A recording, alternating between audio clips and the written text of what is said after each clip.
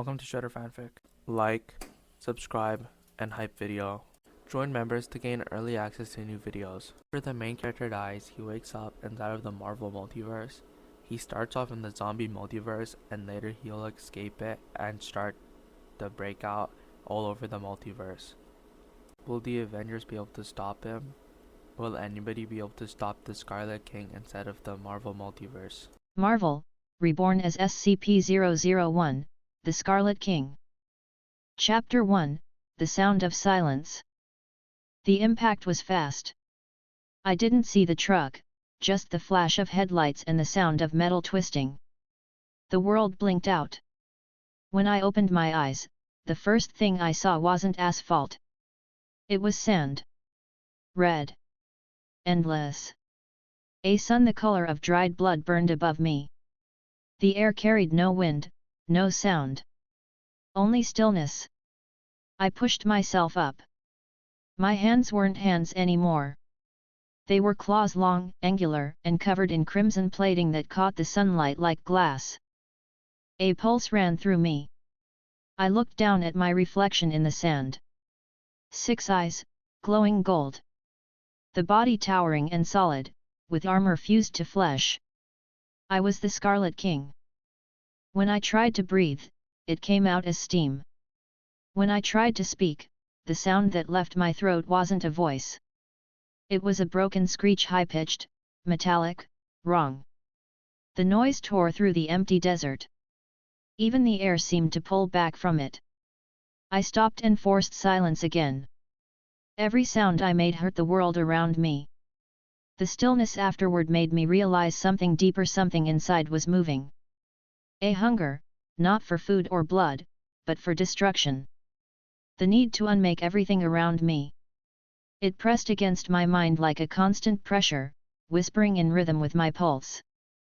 I didn't understand how I got here, but I could feel everything that this body was, its memories, its hatred, its command over chaos. It wanted to destroy reality itself, and the more I resisted it, the heavier it pressed. It was not pain, just purpose. The desert shook faintly under me as I stood. The world stretched outward in all directions, and far in the distance, I could see a city crumbling in slow collapse, skyscrapers blackened, fires still burning. When I stepped forward, the ground cracked. With every movement, energy pulsed outward like waves. I could feel time and matter shift around me. But something about the ruins ahead called me. I could feel life or something close to it. I moved toward it. It took hours to reach the outskirts of the destroyed city. The smell hit first: rot, metal, dust, and something like burnt meat. Bodies lay scattered across the cracked streets. Some were still moving, dragging themselves with half-missing limbs. Their flesh was grayed and torn, eyes hollow and glowing faintly blue. I recognized one of them by the armor. A cape shredded at the edges. A hammer half buried in rubble nearby.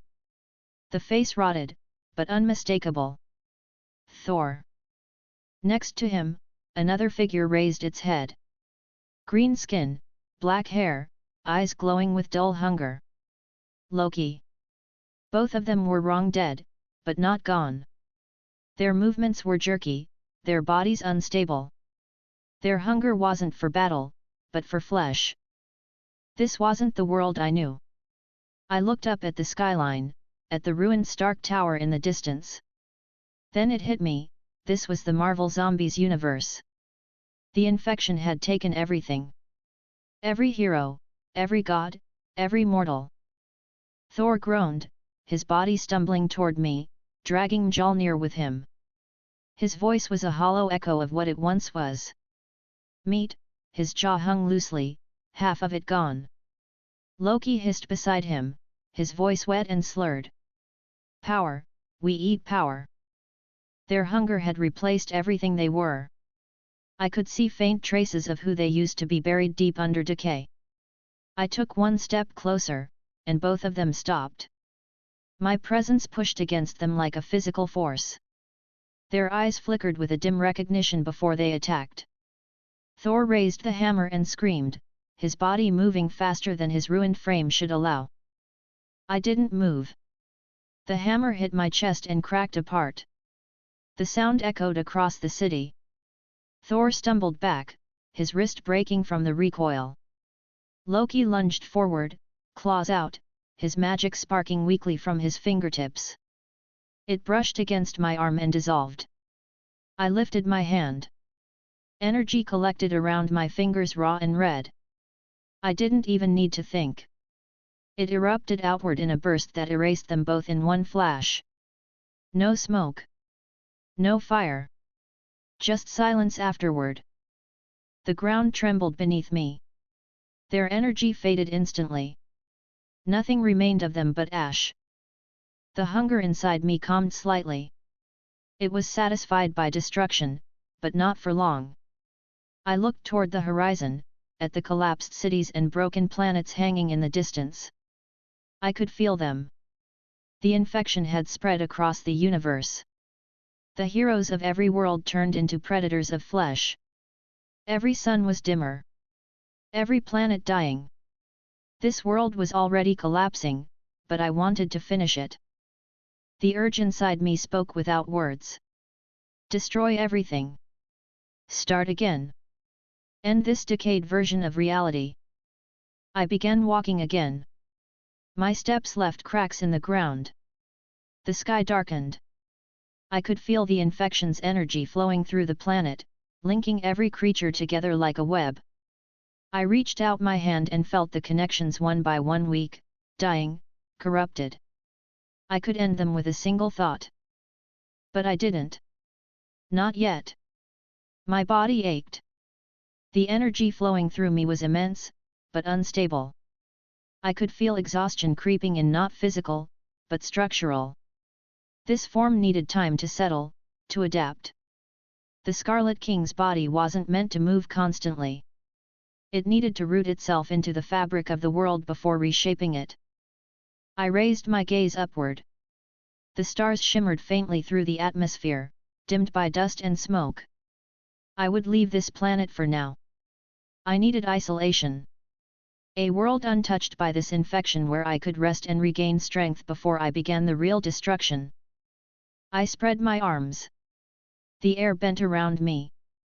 Reality folded and pulled apart, and I stepped through it. Space opened up. I stood above the void now, surrounded by stars. The cold here didn't matter. I could feel each sun's gravity, each planet's presence. I drifted through the emptiness until I found a world far from any life. Its surface was quiet, covered in blue dust, its atmosphere thin. Perfect. I descended slowly, landing with a dull thud that shook the crust. The dust rose in slow motion around me. There was no wind here, no light except the dim glow of a nearby star. I sat down, my body digging into the surface, and let my energy settle. The sound of the void filled everything, no movement, no pulse, just quiet. My eyes closed, but my mind didn't rest. I could still feel the infection pulsing through the other planets, spreading further every moment. The hunger inside me stirred again, faint but persistent. It wanted to wake. It wanted to consume. I pushed it down. For now, I would sleep. I needed to prepare. The Scarlet King's will demanded order before annihilation. When I woke, this universe would end. Every corrupted god, every undead hero, every remnant of civilization. Then, I would build from the remains. The framework of something new, what my mind called SCP Daybreak. A structure that would hold across universes, immune to decay, untouched by infection or death. But that was for later. My body sank deeper into the planet's crust. I let the gravity hold me, my claws digging in. My energy dimmed until it became part of the rock itself. For now, I would be still. Chapter 2, The Hunger of a Dying God. When I opened my eyes again, the darkness above me was different. The air carried sound, now a low, distant hum that vibrated through the crust of the planet. The ground beneath me trembled faintly. My body felt heavier than before, my limbs solid, my energy stable again. I stood and looked up. The nearby star had dimmed, and something massive moved behind it. The shape was too large for any world. The hum grew louder. It wasn't mechanical. It was alive. I could feel its hunger reaching across the void. A pull that devoured light, sound, and matter together. I recognized it immediately. Galactus. But his energy wasn't the same as before. It was fragmented, broken by decay. His aura reeked of infection. His mind was gone. This was the zombie Galactus, driven not by the hunger for planets, but for life itself. I rose slowly, letting my body adjust to the pressure of his presence. The void shimmered with red light from my core. I remembered everything about this universe. I knew who had come before. I remembered the Scarlet Witch of this world, her power surpassing any version of her from other timelines. I remembered Thanos, who once held all 6 stones even as a corpse, his decayed hand still clenching them in hunger. I remembered the Hulk, who could not die even after infection, his mind broken but his strength endless. If those beings existed here, and Galactus had been turned by them, it meant he was weaker than they once were. His mind no longer commanded the power cosmic with precision. His energy was scattered, his hunger uncontrolled. He was not the same Galactus who once devoured worlds with reason. He was an empty shell. I stepped off the surface of the planet. The crust broke apart beneath my feet as I rose into space. The energy around me thickened. I could feel Galactus noticing me. His head turned slowly. The light from his eyes flickered in uneven pulses. His voice reached across the void, distorted and deep. Life, life. I smell life. His body was cracked. Segments of his armor were missing, revealing flesh that no longer healed. His chest glowed faintly with the remaining power cosmic, leaking energy into the dark. His right hand trembled as he raised it. Fragments of planets floated around him like debris, caught in his gravity. I answered with silence. My voice still couldn't form words. Only screeches. I let the sound out once, a single burst that split the vacuum. The force rippled through the debris, tearing smaller rocks apart. Galactus reacted instantly, twisting his body toward me. He roared. You burn. I will feed. His hand came forward, releasing a wave of decayed energy that carried fragments of the power cosmic. It hit me directly, throwing me back through several floating stones. My body tore through them without slowing, the rocks disintegrating from the force. I stopped myself mid-flight, the dust surrounding me glowing red as my energy rebalanced. Pain radiated through my chest, but it was dull. I felt irritation, not weakness. The hunger in me answered the attack. My arms tensed, claws extending. I moved forward. The next moment was silent. The space between us vanished. I struck first, hitting him in the side of his helmet. The blow cracked it open, sending fragments spinning away. The sound echoed like thunder. Galactus staggered, but recovered fast, swinging his massive arm in retaliation. The impact sent waves of pressure through space, breaking apart everything nearby. We clashed again. My claws raked across his arm, cutting through armor and flesh. Each cut released a stream of blackened blood that evaporated instantly. Galactus screamed.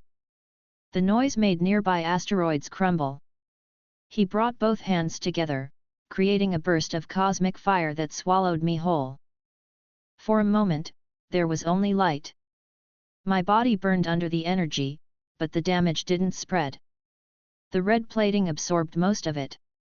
I burst through the light, closing the distance again. I slammed my hand into his chest. The impact drove him backward. The sound of his ribs cracking traveled through the void like breaking glass. He tried to grab me, but I twisted out of his reach. I could feel the infection in his body resisting his commands. His flesh fought against itself. I saw his left arm twitching uncontrollably, his movements losing rhythm. The fight continued, each strike heavier than the last. I used my claws and energy bursts to chip away at him piece by piece. He responded with planetary-scale attacks, streams of fire, waves of pressure, bursts of broken cosmic force. Each one tore through the surrounding space. Planets in nearby orbits shattered under the strain. Hours passed like that. Neither of us stopped.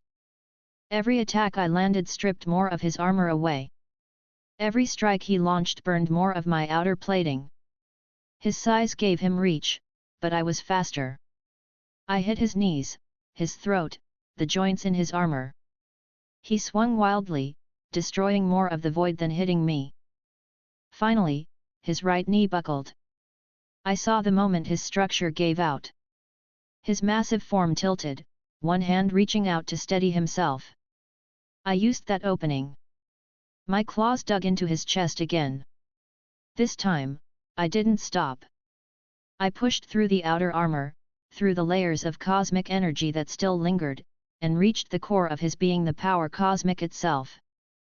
It resisted, twisting violently, but I forced it apart.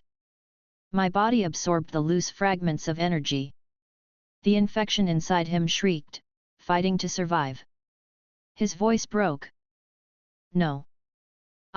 Feed. His words stopped. His head tilted forward. The glow in his eyes dimmed to nothing.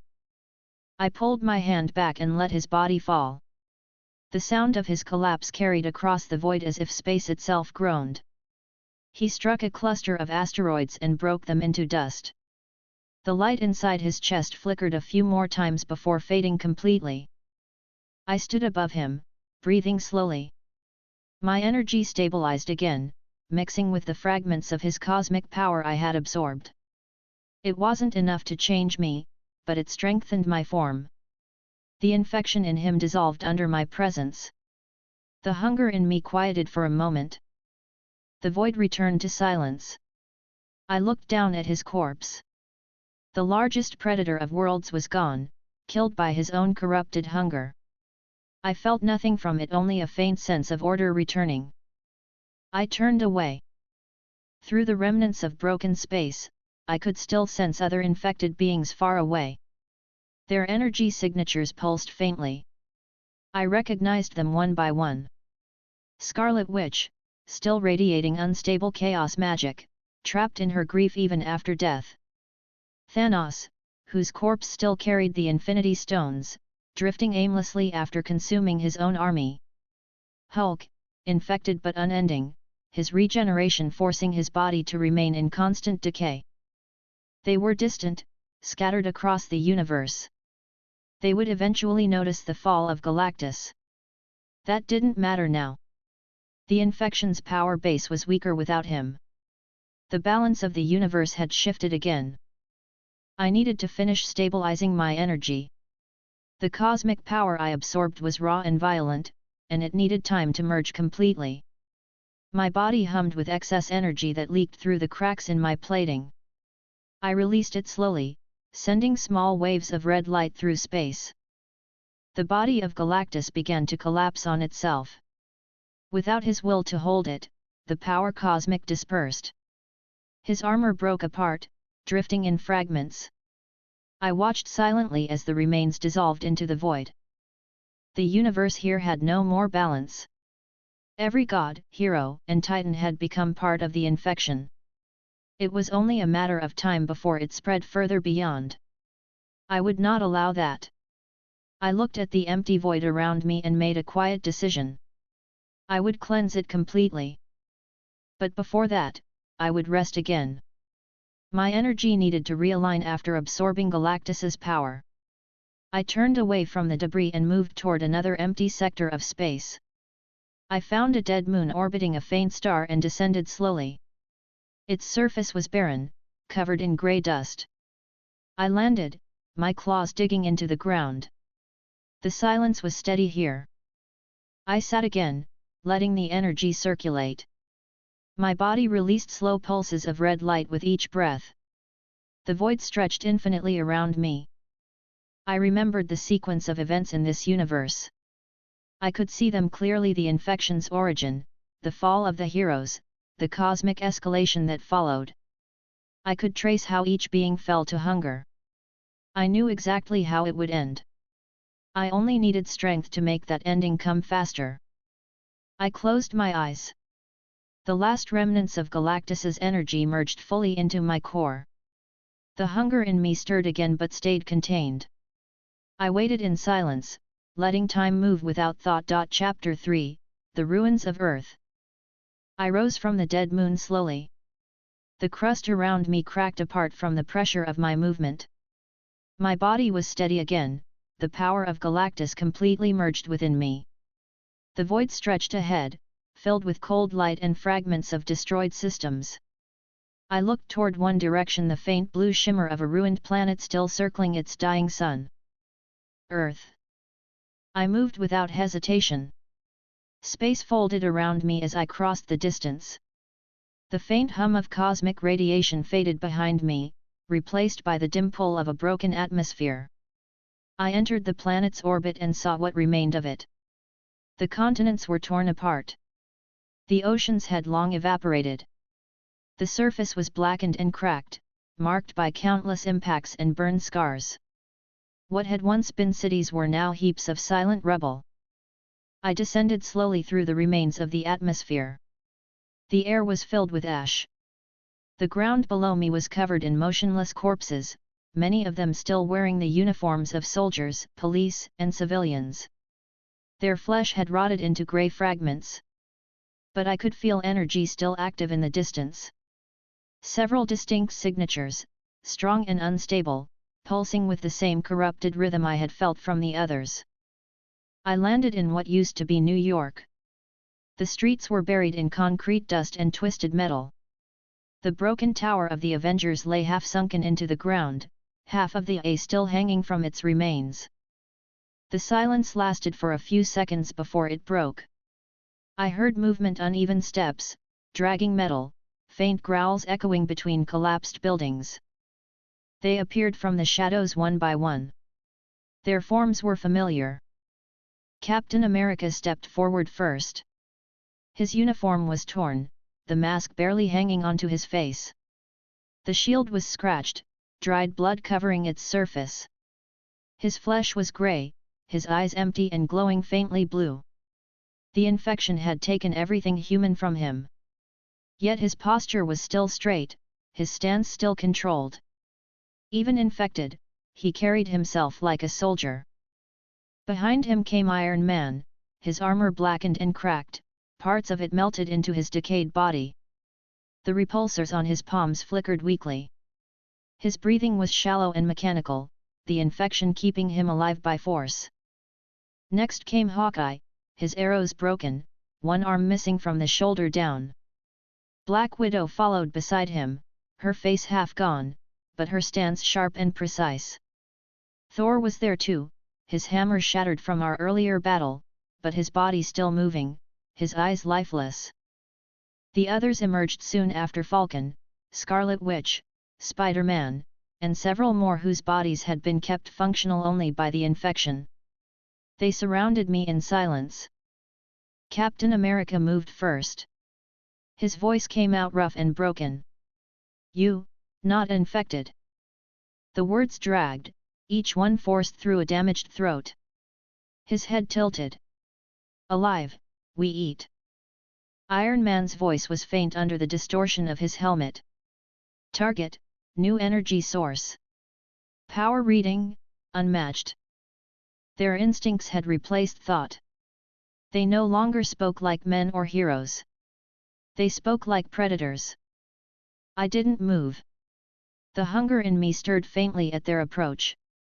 I released a slow exhale, the sound vibrating the air. My claws flexed slightly, the red glow under my skin growing brighter. Captain America raised his shield. The others followed his lead. The infected Avengers charged together, their movement fast despite their ruined bodies. Iron Man launched first, firing a beam from his hand. It hit my shoulder and scattered across my armor, leaving a faint scorch mark. I looked at him, unimpressed. He flew closer, swinging his arm down, the metal creaking under strain. I caught his wrist mid-swing and crushed it. The armor gave way instantly, and his forearm detached from the rest of his body.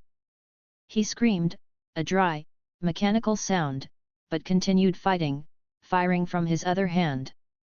Captain America came next, throwing his shield. The metal disc spun toward my neck.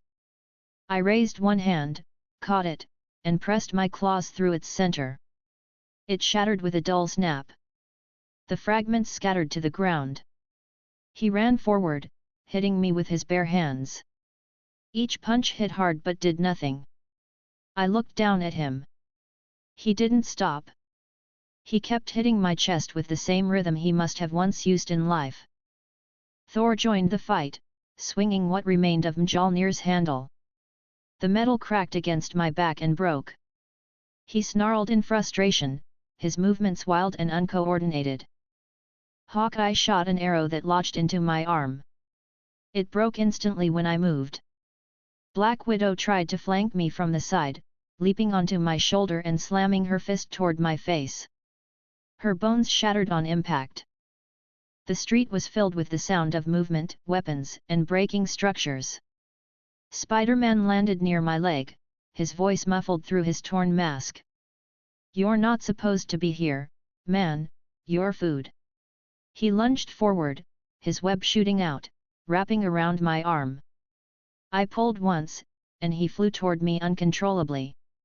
I hit him with the back of my hand, sending his body into a building. The wall collapsed around him. The others didn't hesitate. Even half destroyed, they kept coming. Their bodies didn't feel pain, only hunger. The ground shook. The air thickened. I could feel a new presence arriving.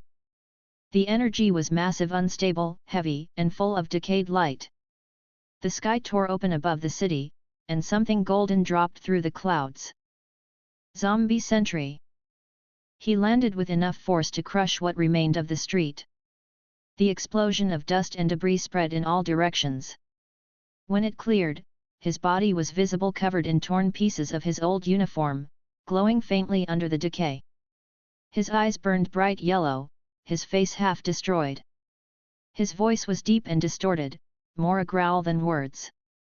"Hunger never ends." The others stepped back slightly. Even infected, they still reacted to his presence. Sentry's power radiated outward uncontrollably. His energy distorted the space around him. I looked at him, studying the fluctuations of his decayed aura. He was stronger than the rest, almost equal to what he had been alive. The infection amplified his hunger but scattered his mind completely. He had become pure power without direction. He looked at me directly. "You, alive," his tone sharpened, filled with hostility. "You feed us." He moved before I could respond. His body turned into a golden blur, faster than sound. He hit me in the chest, sending me crashing through several buildings. The concrete and metal broke around me. I stood again immediately, brushing the debris off. My body was unharmed. He appeared again above me, swinging his arm down.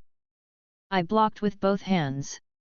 The shockwave from the impact flattened what was left of the surrounding city blocks. I pushed back, sending him flying upward. He stabilized midair and dove again, his fists glowing with unstable energy. Each blow he threw made the sky ripple. The infected Avengers joined in again, surrounding me from below while Sentry attacked from above. Iron Man fired from one side, Scarlet Witch sent red energy waves from another. The combined force of their attacks created a field of chaotic pressure around me. I stepped forward through it. The energy burned across my skin but couldn't penetrate. I raised one hand and released a pulse of power. The wave expanded outward, throwing them all back. The ground cracked open beneath us. Sentry reappeared behind me, hitting me across the jaw. I turned and hit him back, the force sending him into the air. He caught himself again, floating just above the destroyed skyline. His face twisted. He shouted, "Feed me," before charging again.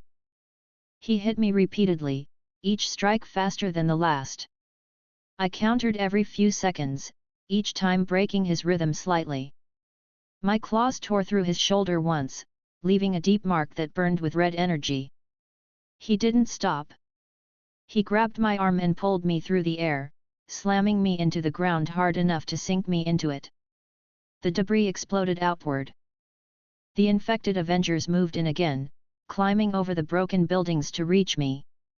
Captain America jumped first, landing on top of me and trying to drive a metal pipe into my chest.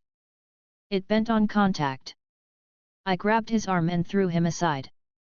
Iron Man dived toward me from above, repulsors firing, each beam hitting the same spot.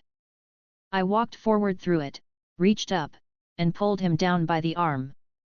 The armor cracked, exposing the infected flesh underneath. Black Widow and Hawkeye came next, their attacks coordinated even now. She used her remaining weapons, throwing them at me while he tried to strike from range. Their coordination was mechanical, an echo of what they once were. I felt no anger, only focus. I moved through their formation with slow precision, deflecting every strike, breaking every weapon. Sentry landed behind me again, hitting with full strength. The ground cratered under the pressure. The air grew thick with the energy of his decayed power. His blows carried pieces of the power of a million exploding suns, but unstable. It ripped at space itself, bending light and matter. I could feel his strikes through my core now. My claws glowed brighter as I countered, hitting him in the chest. The impact tore through his torso, leaving a burning wound that didn't heal. He screamed. The sound made the others stop briefly, but then they charged again together, filling the air with energy blasts, weapons, and force. The fight didn't end. It spread across the ruins, each clash leveling another section of the city. Buildings collapsed, the ground split, and the air burned from the pressure of power colliding again and again. The infected didn't retreat. Their hunger gave them endless endurance. The sound of their roars and the blasts of decayed energy filled every direction. I moved among them with control, meeting each attack, breaking it, pushing forward, one strike at a time. The battle had only begun. Chapter 4, Hunger Without End. The ground cracked under my feet as I turned toward Sentry. His energy flooded the air around us, bending light and shaking the debris that hung in the ruined city. He floated above the shattered street, shoulders trembling, eyes glowing with an unsteady golden light. The infection inside him warped his aura into uneven waves that spread outward, breaking windows, flattening weak structures, and pulling dust upward like smoke. Captain America stood a few meters from me, his body twitching. His jaw shifted as he spoke again, voice rough and strained. "You're alive. You don't get to be alive." His broken words came out like growls between breaths. Iron Man landed beside him. His armor was dented and missing several panels. The infection had fused his flesh to the suit. The chest reactor flickered unevenly. "We need him. His power ours." His voice was distorted by static. They moved in a half-circle, weapons drawn. I raised my head slightly, watching them all, then focused on Sentry. He was the priority. His power was unstable enough to destroy the entire city by accident. If I didn't stop him first, everything around us would collapse. Sentry twitched once, then blurred forward again. The air exploded where he had been standing. I saw his movement clearly. His fist came at my face. I caught it mid-swing. The shock spread through both of us, making the ground below crack open. He growled loudly and tried to push harder, but I stayed firm. The impact dug my feet into the surface. The concrete splintered. I responded with a short burst of force from my arm, hitting him in the stomach. The sound of the blow echoed through the air. He stumbled back slightly, coughing blackened blood, then roared and swung again. His strength was immense. Each punch carried raw energy that felt like explosions hitting my body. I stepped back once, adjusted my stance, and blocked the next strike with both arms. His left hand came up, glowing bright. He fired a beam of energy directly into my chest. The explosion engulfed the area, throwing dust and pieces of rock in every direction. The heat melted the asphalt beneath us. I stepped through it unharmed, the red glow from my core burning brighter. I lifted my arm, grabbed him by the throat, and slammed him into the ground. The entire street collapsed under the impact. He grabbed my wrist, twisted, and shot upward again, dragging me with him. We crashed through the remains of a building, the upper floors breaking apart. I threw him across the air. He crashed into another block, the shockwave flattening the remains of nearby structures. Captain America, Iron Man, Thor, Black Widow, and others charged in again while I was focused on Sentry. They moved together, instinctive and coordinated even as monsters. Their bodies were falling apart, but their battle instincts remained. Iron Man fired his repulsors continuously. Captain America threw pieces of broken metal like makeshift shields. Black Widow rolled under the debris and struck at my leg with a steel pipe, the sound sharp and hollow. I turned and hit her with my knee, sending her through a wall. My claws caught Captain America's next swing mid-motion, the impact shaking both our arms. I twisted his wrist, breaking it, then pushed him back. Sentry returned immediately, crashing down from above. His body glowed again, the infection's light bleeding through cracks in his skin. He grabbed me around the torso and lifted me, flying straight into the air. We broke through the clouds in seconds. The pressure increased the higher we went. I hit him in the ribs, breaking several bones. He screamed but didn't let go. He kept flying upward until the city below became a blur. Then he turned suddenly, slamming me down toward the surface. I hit the ground like a meteor. The impact made the earth shake for miles. A crater formed instantly, filling with smoke and fire. Sentry followed through, slamming into me again. His fists hit my face repeatedly, each strike faster than the last. The broken city around us continued to collapse. I caught his wrist mid-swing and twisted hard. His shoulder popped out of place. He snarled, swung with his other arm, but I blocked it with my elbow. I struck back, hitting his chest with my claws. The sound of tearing flesh filled the air. A large hole opened where my claws went in. The golden light inside him flickered uncontrollably. He pushed me back with a sudden explosion of energy. I slid across the broken ground, digging my claws into it to stop. Then the ground began to shake again, but it wasn't from Sentry. A new sound joined the destruction. A loud, deep roar that made the debris around us jump. I turned my head slightly. The ground a few kilometers away erupted upward. A massive green shape rose from the dust, muscles larger than before, skin darkened by rot. The Hulk. His eyes glowed faint green under the infection. His face was torn, parts of his skull visible, his teeth broken but sharp. Each breath he took made the air vibrate. He looked around, then saw me. His voice was rough but still full of its old tone, though buried under hunger. "You, not one of us!" He roared again, louder. Smash! He charged instantly, breaking everything in his path. The ground cracked under his steps. He covered the distance between us in seconds. I turned toward him fully, meeting him head-on. When his punch came, I caught it.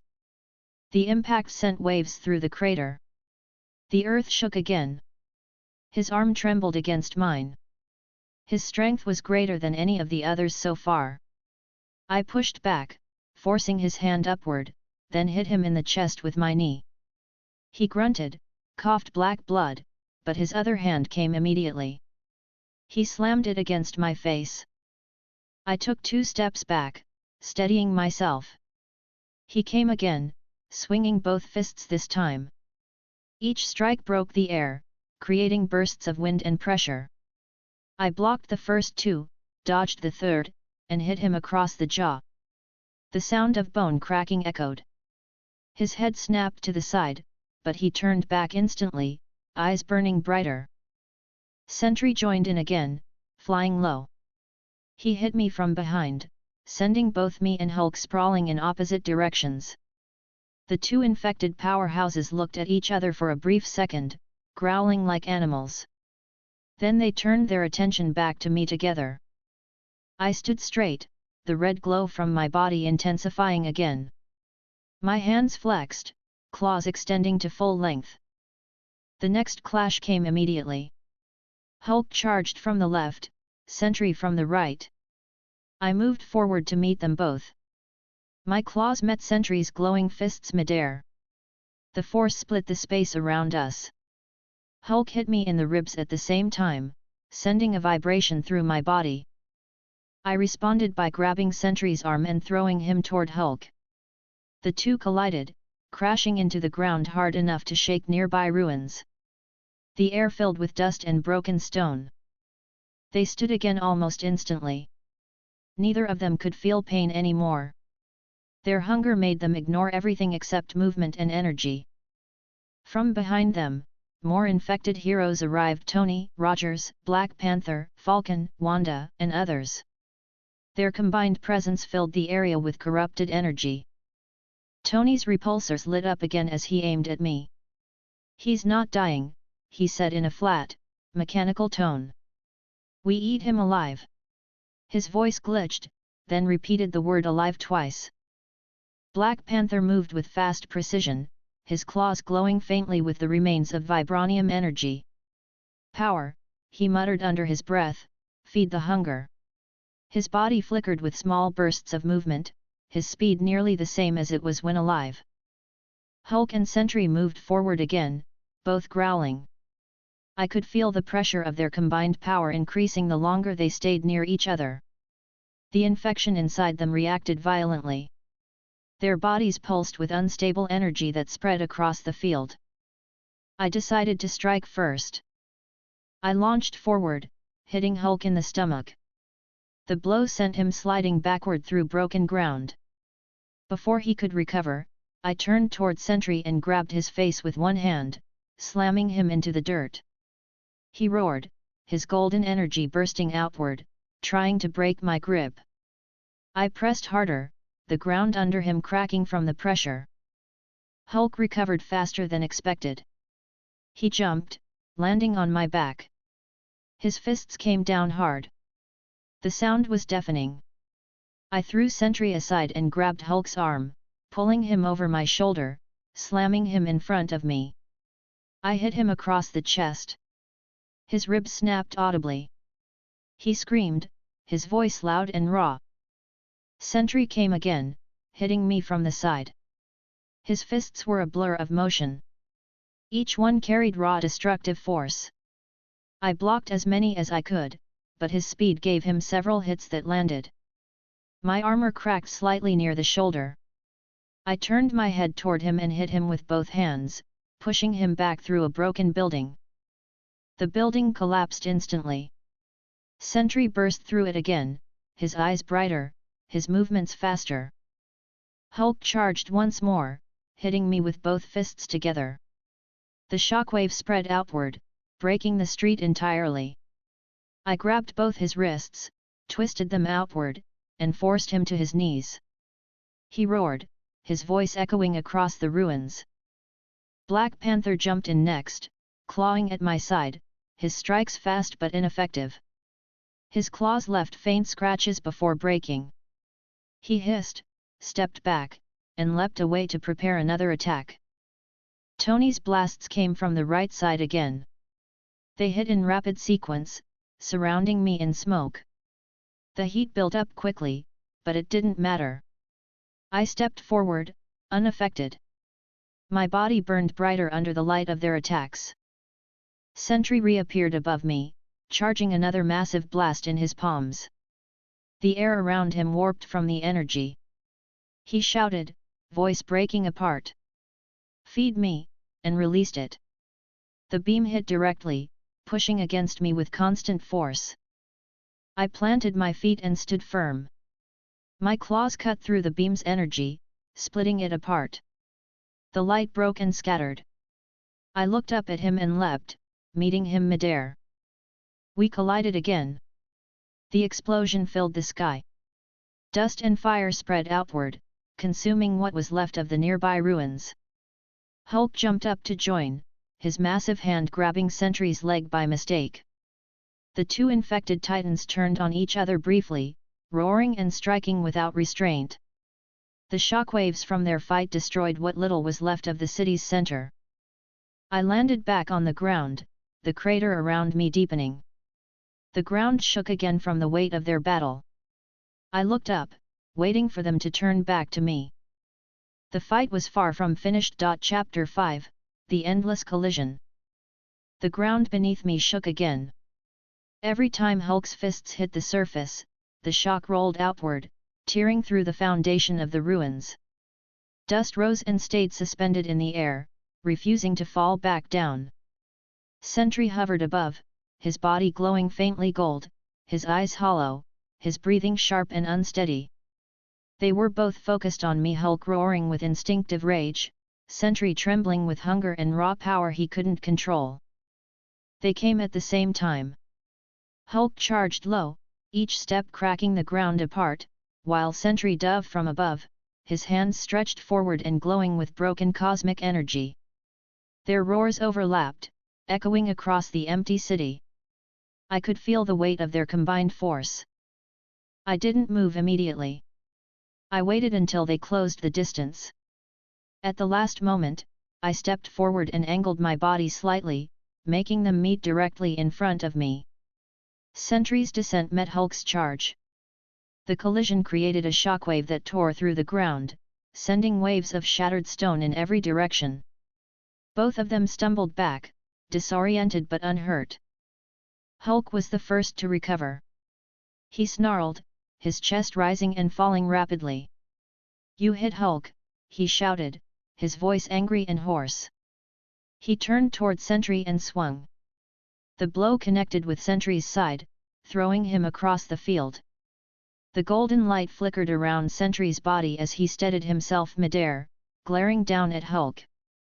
"You hit me," Sentry said slowly, his voice breaking. "I'll eat you first." Their anger turned on each other for a few seconds. I used the moment to observe them carefully. Sentry was faster, but unstable. His attacks lacked precision. Hulk was stronger in raw physical power, but his infection slowed his thinking, forcing him to rely on instinct. Together, they were powerful but uncoordinated.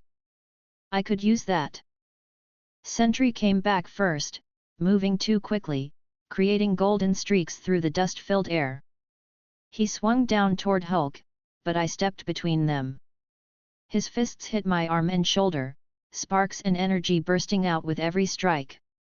Hulk didn't hesitate, he swung from the side, hitting both of us. The impact pushed me slightly, but the two of them crashed into each other again, unable to control their force. They fell into the street, breaking the remains of a nearby building. The concrete split apart. The air filled with more debris. I stepped forward, each movement calculated, waiting for them to get back up. Sentry stood first. His left arm hung loosely, but it was already beginning to repair itself. The infection accelerated his regeneration beyond normal levels. His expression didn't change, his face twisted into something between pain and fury. "You, don't die," he said, voice uneven. "You'll die now." He flew at me again, his movements erratic but fast. Hulk jumped up beside him, roaring, both aiming for me at once. I shifted my stance, angled slightly backward, and let their trajectories align. When they came close, I ducked low and twisted, grabbing Hulk's arm and pulling him forward while releasing a burst of energy against Sentry's chest. The two collided midair again, the impact deafening. The resulting blast threw both of them backward into the remains of a skyscraper. The top half of the structure folded and fell, burying them under several tons of debris.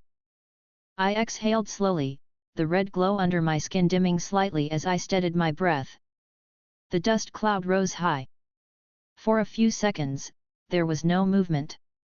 Then the rubble began to shift. Hulk's arm emerged first, throwing the larger pieces aside. His roar returned, louder and angrier than before. His body was covered in cuts that were already closing. Sentry floated up beside him, parts of his uniform burning away from the friction of the explosion. His golden energy had dimmed slightly, but it began to stabilize again. They looked at me, then looked at each other. Even infected, some small instinct of cooperation resurfaced. Sentry flew toward me first while Hulk leapt from the side, both attacking at the same moment but from different angles. I stepped back just enough to make their paths overlap.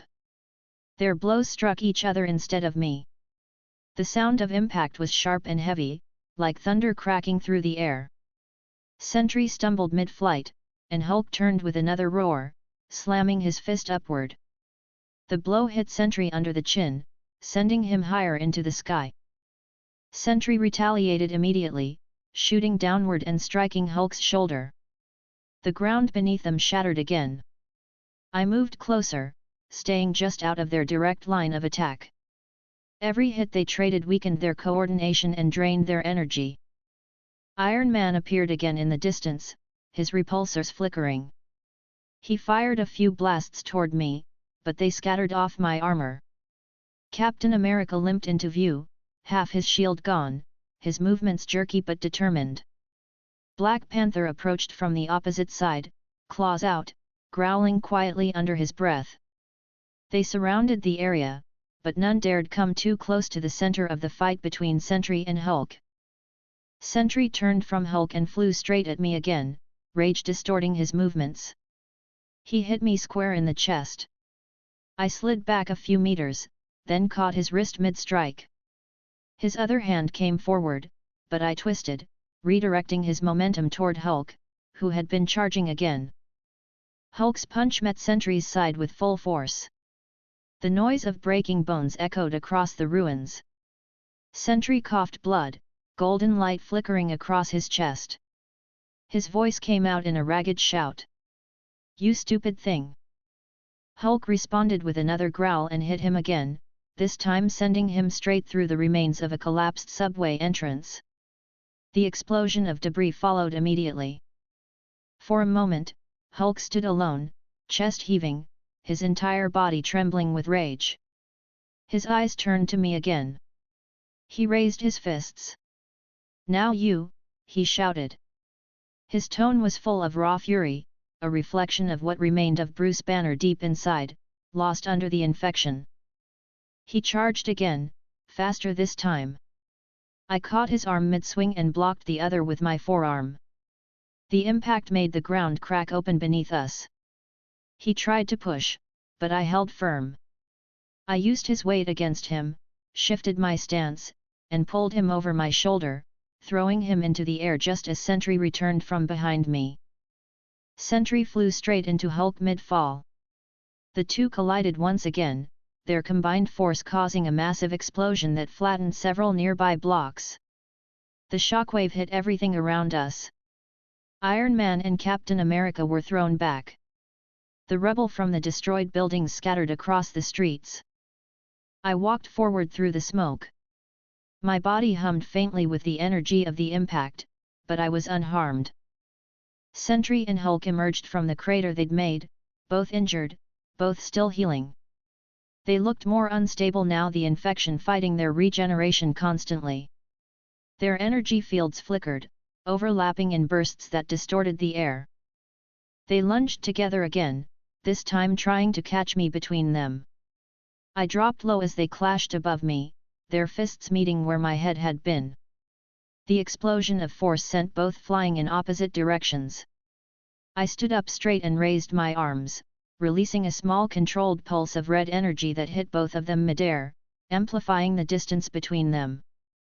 Sentry hit the ground first, carving a deep line through it. Hulk landed hard, his body rolling over several times before he stopped. He roared again, punching the ground in frustration.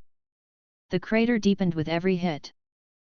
From behind me, Captain America charged, his broken shield raised like a weapon.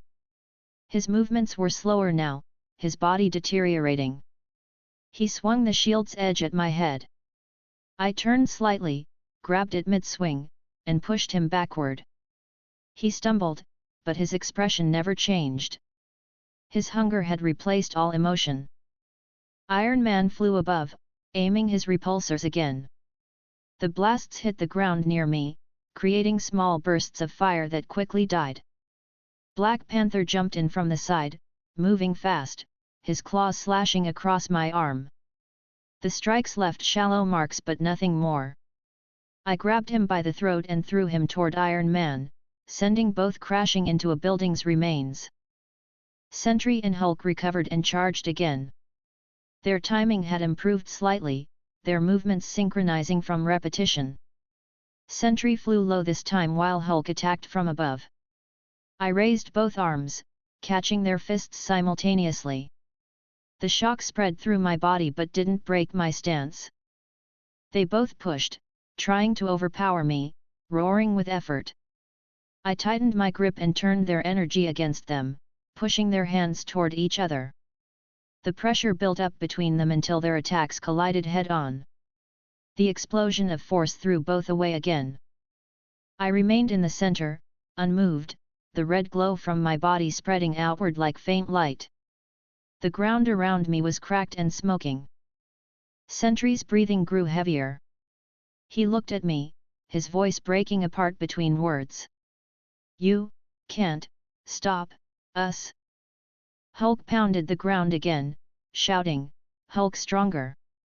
Hulk smash everything!" They ran again, their coordination breaking down completely now. I angled myself slightly, ready to meet both. When they reached me, I pushed Sentry's arm aside and grabbed Hulk's fist, twisting his wrist inward. He shouted in pain and tried to hit with his other hand, but Sentry's next attack struck him from the side instead. The two stumbled again, hitting each other repeatedly, their power ripping apart what was left of the battlefield. I watched them closely, stepping in when needed to redirect their strikes back toward each other. Every collision between them weakened their bodies further. Their regeneration slowed, their movements grew less precise, their balance broke down. Iron Man tried another shot from the air, but his repulsor failed halfway. The light flickered out. He fell, landing hard on the cracked ground. Captain America tried to reach him, dragging his leg behind him. Black Panther limped from the debris, his claws barely glowing anymore. They were all still alive, but their strength was fading. Sentry screamed again, his energy flaring out of control. Hulk answered with a roar, charging one more time. I stepped forward to meet them both, knowing the next collision would shake everything still standing in the area. Their combined force hit me, the explosion echoing across miles. The city burned in light and dust. The fight did not end. Chapter 6, The Sky Burns with Their Power. The ground smoked beneath my feet. Cracks spread outward like spider lines through the ruined city, and the air was heavy with the sound of two monsters breathing. Hulk crouched low, knuckles buried in the dirt, green flesh split with dark red veins. The infection had spread through every cell in his body, but it hadn't weakened him. His breathing came in sharp, animal bursts, each exhale deep enough to move the air around him. His mind was gone. Only rage and hunger drove him. Above him, Sentry hovered. His golden energy flickered around his decayed body, bright but unstable. The light pulsed in uneven intervals, like a dying star trying to stay alive. His head twitched once, twice, then his eyes turned toward me again. "You bleed," he said, voice thick and rough, the words stretched and broken. "You'll bleed for us." He dropped lower. Hulk raised his head, looking up at him, snarling, "No. Hulk smash first." His voice was harsh and loud, the same rage he always had, only now it was mixed with the infection's hunger. They were beginning to move again, circling me without coordination. Their instincts wanted to attack, but neither wanted to give the other the chance to strike first. I stood in silence, steadying my stance, letting them fall into their own rhythm. The glow under my skin dimmed slightly as I drew the energy back inside, storing it for precision. I needed control now, not brute force. Sentry moved first, diving at me from above. I braced myself and met him halfway, rising off the ground in a burst of red light. Our bodies collided midair. The impact sent ripples through the air. He screamed, his voice breaking as he threw his fists at me repeatedly, each hit sharp and fast. His power carried enough force to shake entire structures apart, but I matched him strike for strike. He hit my side, I turned with the motion and caught his arm. I twisted his wrist until I heard the bone crack, then pushed him upward, forcing him higher into the sky. Hulk roared behind me and leapt, trying to grab me, but I was already moving faster. The air pressure around us grew heavier as I rose higher, dragging Sentry with me by the arm. He thrashed and hit me in the face with his other hand. The strike broke part of my armor, but I ignored it. When we broke through the lower cloud layer, the air thinned and darkened. The sun's reflection on the ruined planet was faint, barely cutting through the smoke below. Sentry swung again, his movements wild now, less like a fighter and more like an animal cornered. He clawed at my arm, trying to burn through it with raw energy, but the attack barely scorched the surface. I pushed him further upward, gripping his chest with one hand and his shoulder with the other. The energy around him began to crackle louder, small golden sparks jumping from his body to mine. The pressure from his unstable power build-up made the air shake. His voice rose over the sound of it. "Stop! Stop!" His tone broke with anger and fear combined. I didn't stop. My claws dug into his chest, piercing through the light that pulsed under his skin. He screamed again, a raw, broken noise that made the air vibrate. He slammed both fists into my head. The strikes landed clean, but the damage meant nothing. I pushed harder. The sky exploded around us. The burst of golden light spread outward in waves. From the ground below, the flash would have been visible across continents. The sound followed seconds later, shaking the atmosphere. We stopped rising. I released him, letting him fall back a few meters. He floated again, panting heavily, energy leaking from the cracks in his skin. I could see the infection fighting to rebuild his cells, the regeneration working unevenly. He looked at me, his expression empty but still filled with that endless hunger. "You don't end," he said, voice lower now, almost quiet. "Then I'll end everything." He raised his arms, gathering energy. The light grew until the area around us was blinding. The pressure bent the air. I could sense the destructive buildup forming in his hands.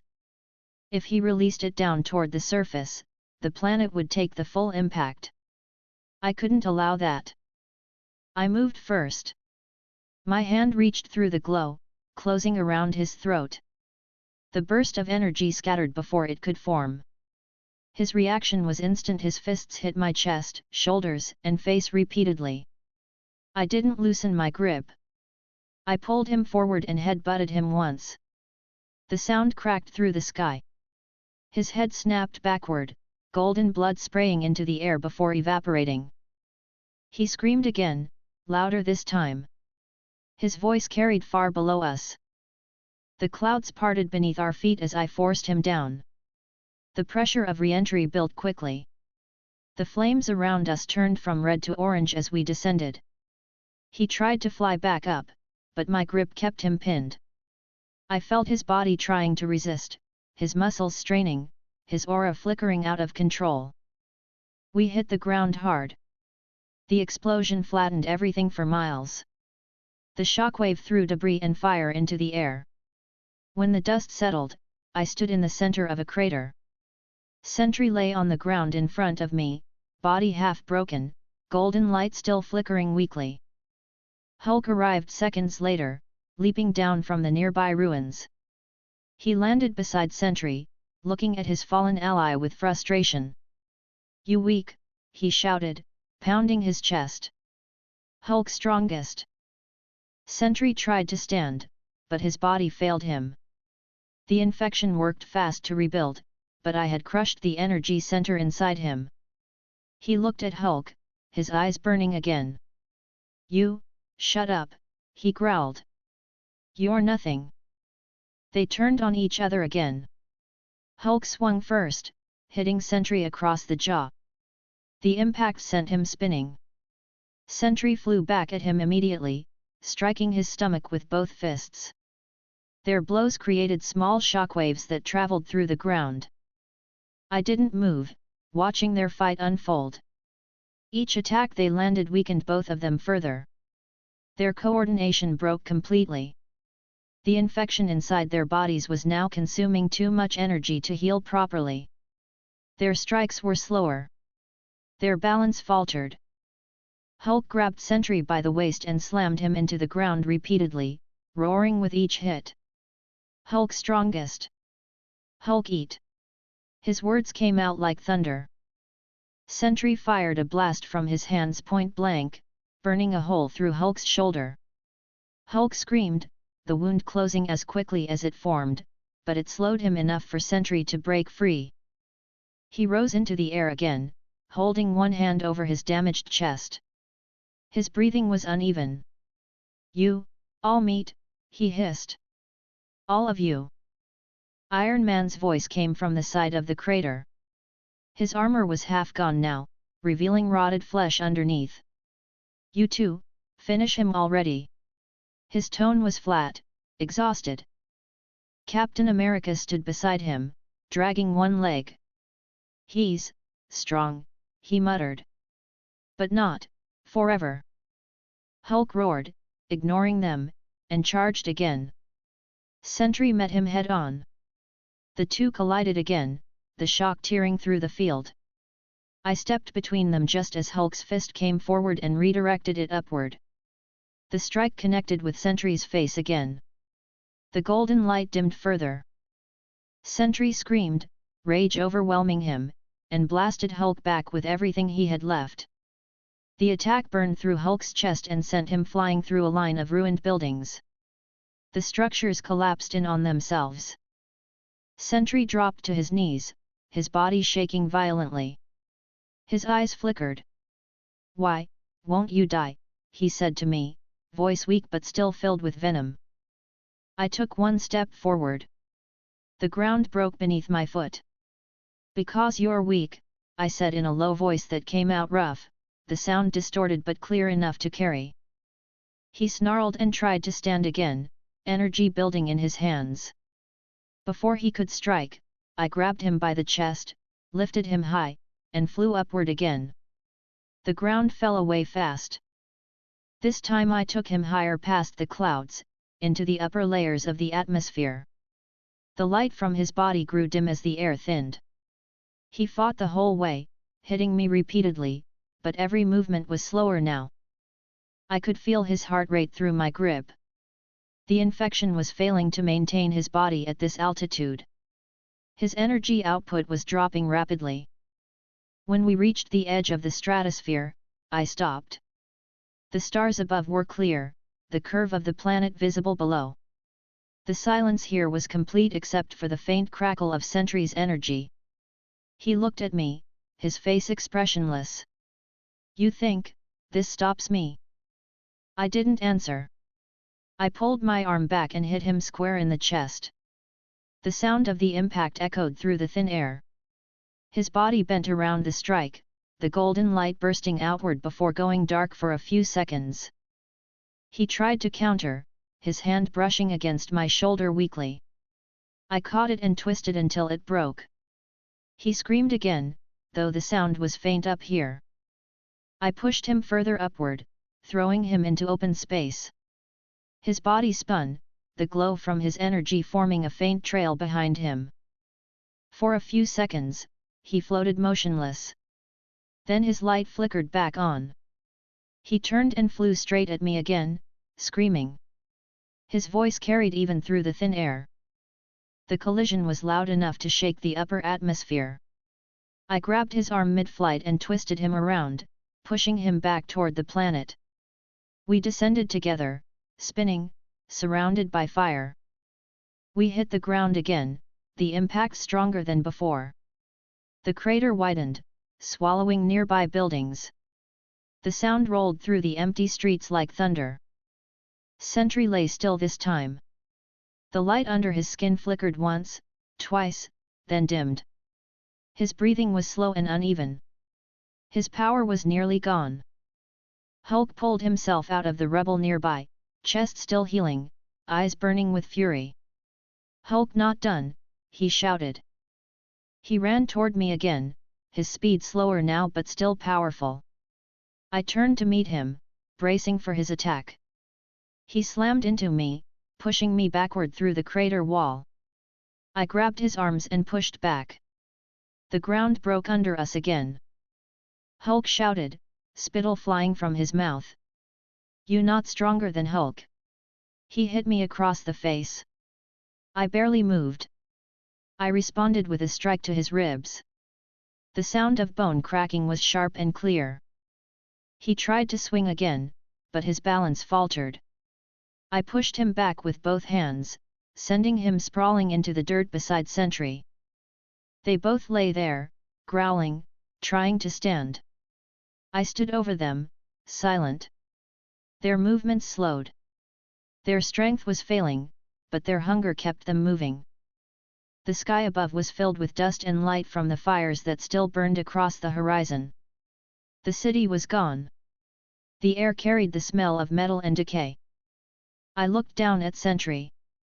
His eyes barely opened. "Not done," he whispered, voice fading. I raised my head, scanning the ruined city around us. The fight wasn't over, but I had taken control of it. The next strike would finish this. Chapter 7, The Last Breath of Earth. The sky was still shaking when I rose from the crater. Sentry lay motionless below me, the light that had once flickered in his chest completely gone now.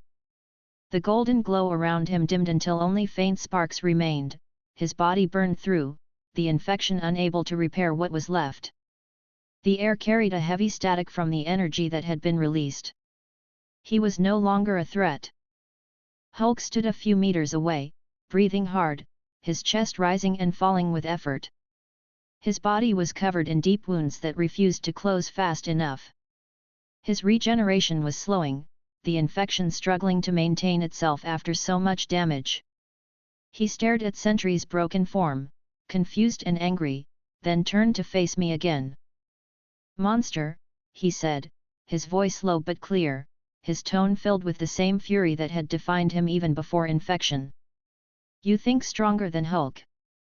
I took one step forward, my claws lowering slightly as I looked at him. The ground crumbled under my weight. He clenched his fists, the ground beneath his feet cracking as he prepared to charge. "Hulk strongest there is," he shouted. He ran toward me, his roar echoing across the ruins.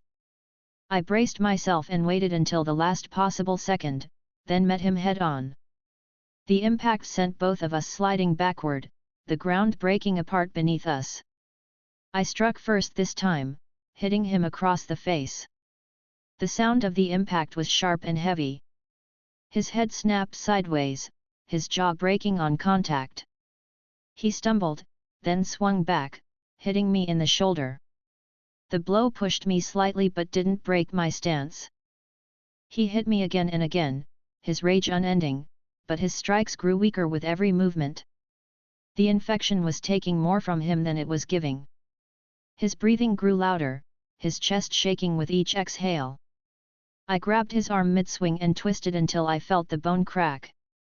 He roared, tried to hit me with his other hand, but I caught that one too. I pulled both arms apart slowly. The muscles tore. The sound was heavy and wet. He screamed again, but the sound turned into a growl halfway through. His body shook violently, trying to resist. I pushed him backward, slamming him into the ground. The impact sent a shockwave across the field. He struggled to rise, but I pressed my hand against his chest. My claws cut through his flesh easily. His heart was still beating barely. I reached deeper and crushed it. His body convulsed once, then went still. The ground was silent again. I stepped back slowly, watching as his body began to decay faster now that the infection had no more energy to draw from. His skin turned grey, his flesh breaking apart and turning to ash. For a few moments, there was nothing but the faint sound of the wind moving through broken metal. The battle had ended. Sentry and Hulk were gone. I turned toward the city ruins. The remaining infected Avengers were still there. Iron Man's armor no longer functioned, he was crawling across the dirt, his breathing weak and irregular. Captain America leaned against a collapsed wall, shield broken, half of his body missing. Black Panther was on his knees, his claws dull and cracked. They had nothing left, but they didn't stop moving.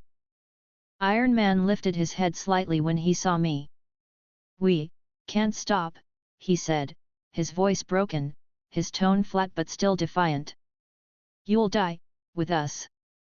Captain America tried to stand, his leg barely functioning. "Avengers," his voice broke mid-sentence. "Assemble," he took one step forward before falling again. They were still trying to fight. Even now, they wouldn't stop. I walked toward them slowly. Each step echoed across the empty street. Iron Man tried to lift his arm, but his repulsor didn't charge. The sound of failed servos filled the air. He looked at his hand as if trying to force it to work, then looked back at me. I reached down, grabbed him by the chest, and lifted him off the ground. His armor creaked and bent under my grip. He didn't speak again. I closed my hand, crushing his torso. The armor broke apart, pieces scattering across the dirt. His head fell to the side, the light in his eyes fading completely. Captain America dragged himself toward me, his shield scraping against the ground. He swung once, weakly, the strike hitting my arm without leaving a mark. I reached down and caught the shield mid-motion. I pulled it from his hand and pressed it against his neck. He looked up at me, his expression almost calm despite the infection. "Do it," he said slowly, voice rough but steady. I pushed the shield down. It cut through easily. His head fell to the side, his body slumping forward. The infection released him instantly, his flesh turning grey and breaking apart. Black Panther came next. He moved quietly despite his weakened state, still trying to use the movements he once had. He leapt forward, claws aiming for my throat. I caught him mid-air, slamming him into the ground. The impact broke his back. He tried to move, but his legs wouldn't respond. "Wakanda, forever," he whispered, his voice faint. I pressed my hand against his chest and ended it.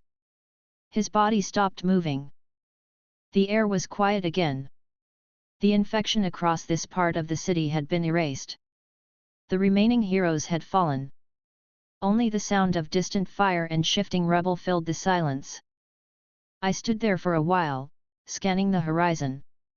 The sun had turned red, its light weak through the haze. I began to move toward the edge of the city. There was no reason to stay. The world was nearly empty now. Then I felt it. Two signatures strong, unstable, familiar. The energy pulsed through the air, distinct from the others. I turned slowly toward the source. From the far side of the ruins, the sky shifted. Red light began to spread through the clouds, twisting them unnaturally. The sound of whispering filled the air, not voices, but waves of energy scraping against reality.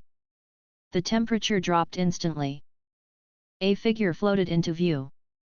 Her red aura spread outward like fire, though the light was uneven and wild. Her hair moved in the faint wind, her eyes glowing bright scarlet.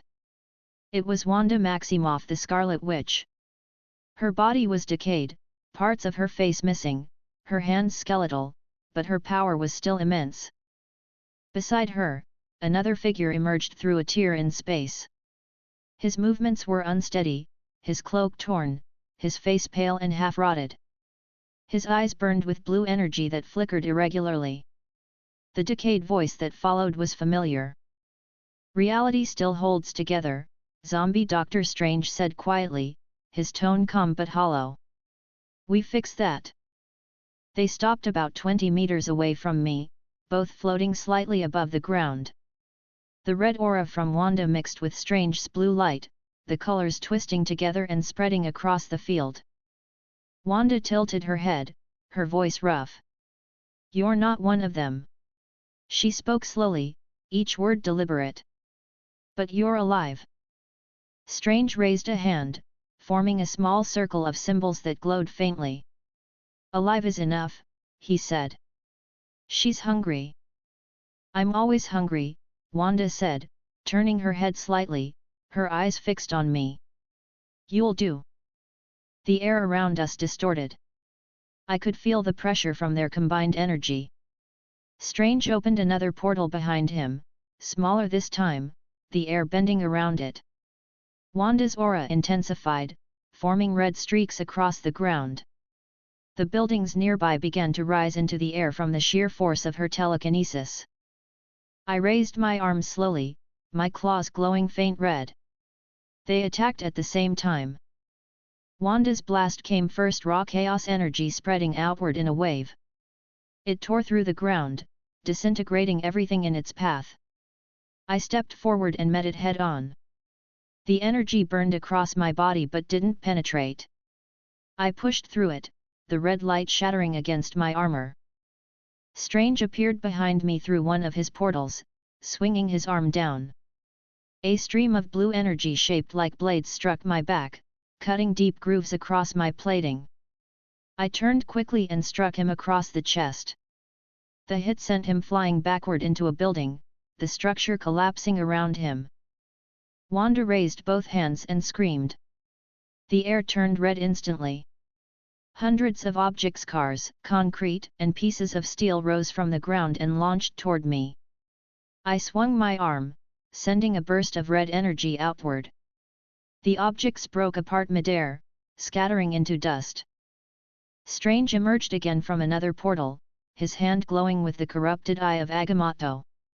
He tried to open it, the green light of the time stone flickering faintly, but the infection inside him made it unstable. The magic sparked and failed. He hissed in frustration, then tried again. I closed the distance before he could. My clawed hand grabbed his arm and tore the eye of Agamotto free from his chest.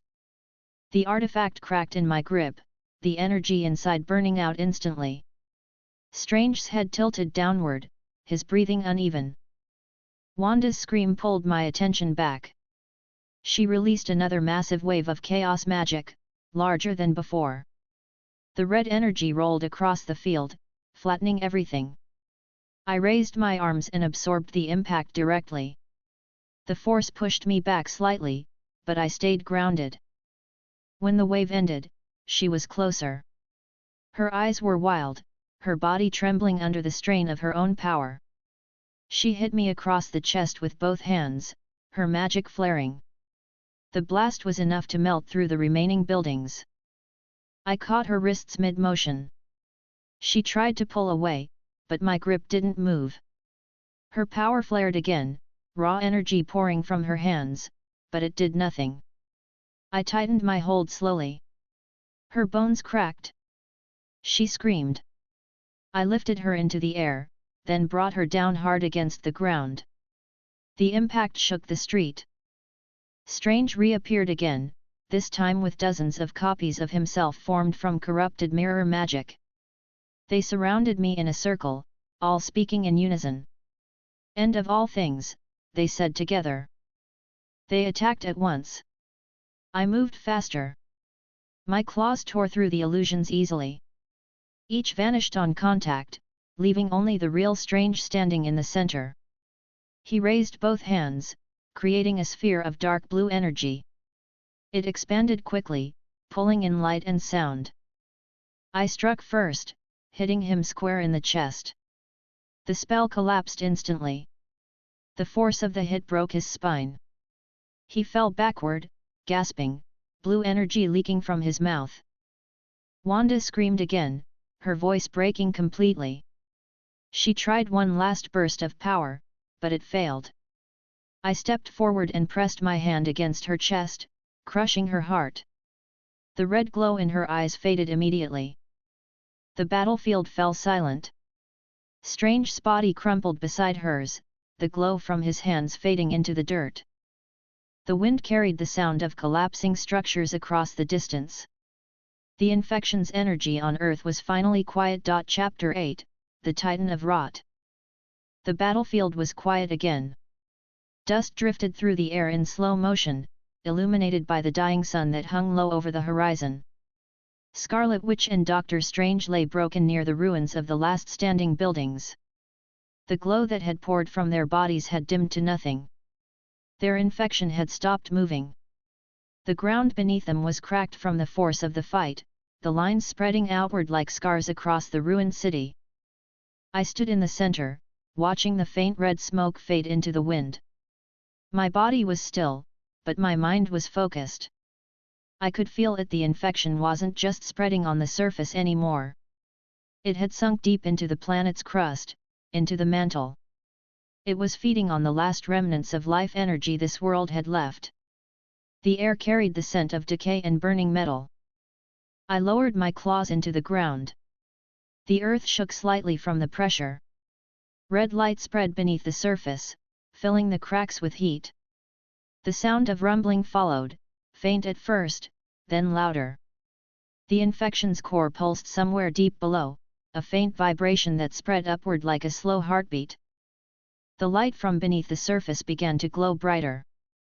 The infection's root was reacting to my presence. I tightened my grip on the ground and pulled. The crust split open for several kilometers, revealing a mass of black and grey material that moved like muscle and bone, shifting and pulsing. The surface writhed as the infection tried to defend itself, sending out streams of corrupted energy.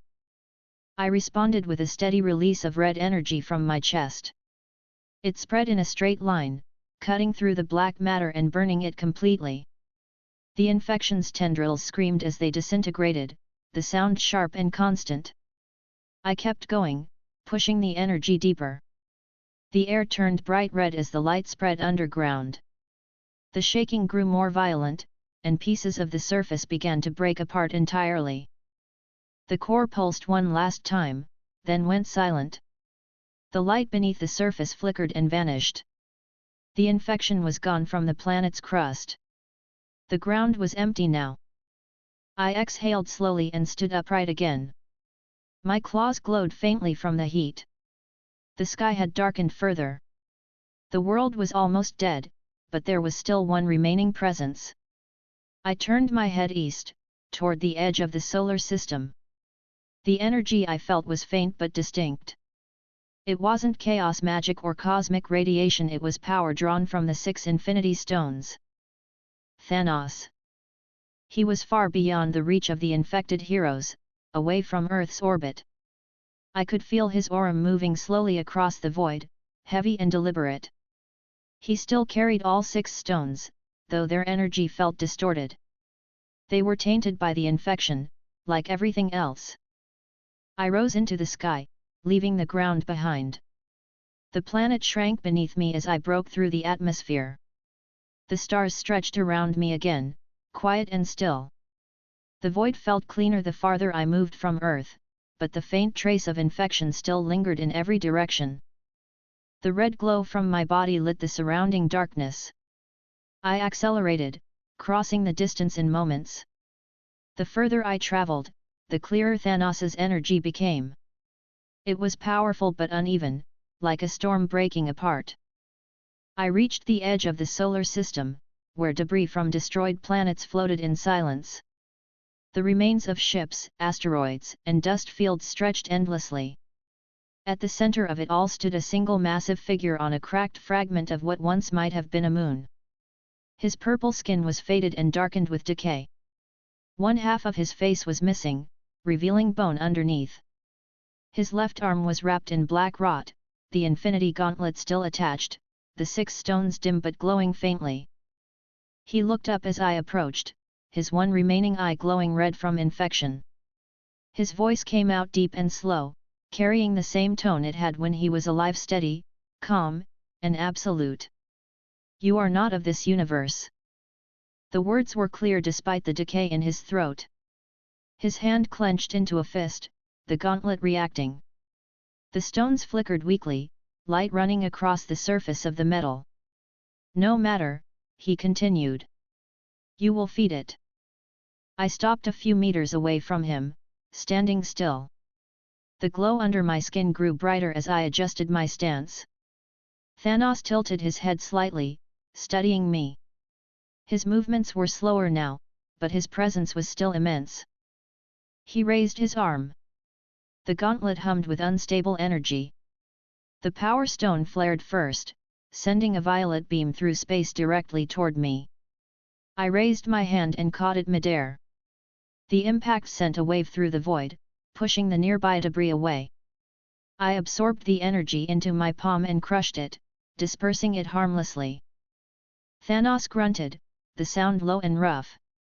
He switched tactics immediately, summoning the combined energy of the reality and space stones. The space around me distorted, folding inward, while shards of red light appeared, cutting through the void. The attack hit my armor, breaking pieces from the surface, but my body healed instantly. I moved forward, cutting through the attack. His eyes followed me closely as I closed the distance. When I was close enough, I swung my arm downward. He blocked with his left hand, the gauntlet meeting my claws with a loud crack. The sound of energy colliding filled the area. Sparks of multicolored light burst from the contact point. Thanos pushed against me, his strength still enormous. "You think yourself power," he said, his voice quiet but firm. "I am inevitability." I pushed harder, the force driving him backward. The metal beneath him broke apart. He swung his right arm and hit my jaw. The impact shook the air, but I didn't move. I responded by driving my claws into his chest. The sound of tearing flesh and metal rang out. He looked down at the wound, then back at me. "You cannot kill what death already owns." His tone was calm, but his energy faltered slightly. He raised his gauntlet again and activated the time stone. The green light spread around him. The air twisted backward for a few seconds, the debris returning to its previous positions. The wound on his chest began to close. I watched quietly, calculating. The infection in him had merged with the stones, but it had also corrupted their balance. The power they gave him was incomplete. He took a step forward and swung again. I dodged, the movement fast enough to leave a faint red trail in the air. His fist hit the empty space where I had been. I appeared behind him instantly, grabbing his arm before he could turn. I twisted hard. The sound of bone and metal breaking filled the air. He roared in anger and pain. The gauntlet's energy surged uncontrolled, releasing bursts of light that spread across the field. The fragments of destroyed planets nearby disintegrated instantly. I held my grip tighter, then pulled, tearing his infected arm clean off. The gauntlet broke free from his body, spinning away into space. Thanos turned toward me, blood and energy pouring from the wound. His breathing was heavy. "You dare," his voice cracked from the strain. I struck him in the chest again, this time pushing deeper. My claws went through completely. He grabbed my arm with his remaining hand, trying to pull away, but the strength in him was fading. He looked up at me, his face expressionless. Balance, he said slowly. It will always return. I pulled my hand free and hit him one last time, directly through the center of his chest. The energy from the strike exploded outward, tearing through his body. The light of the Infinity Stones flickered one final time, then went dark. Thanos's body went limp. His head tilted downward. His voice didn't return. The infection in him burned away from the inside, the rot spreading faster as the stones lost their power. His body began to crumble into ash. The gauntlet floated nearby, drifting slowly through the void. I reached out and caught it. The metal was cracked and warped, the stones dim and lifeless. The infection had corrupted them beyond use. I closed my fist, crushing the gauntlet completely. The stones shattered, their fragments dissolving into the surrounding vacuum. The solar system grew quiet again. The infected energy that had lingered around Thanos vanished completely. The balance of power in the system was gone. I looked toward Earth's faint blue shadow in the distance. The planet was nearly lifeless, its surface still burning faintly from the battle. I turned back toward the void. The infection had been cut off from its source here, but faint traces of it still moved across the galaxy.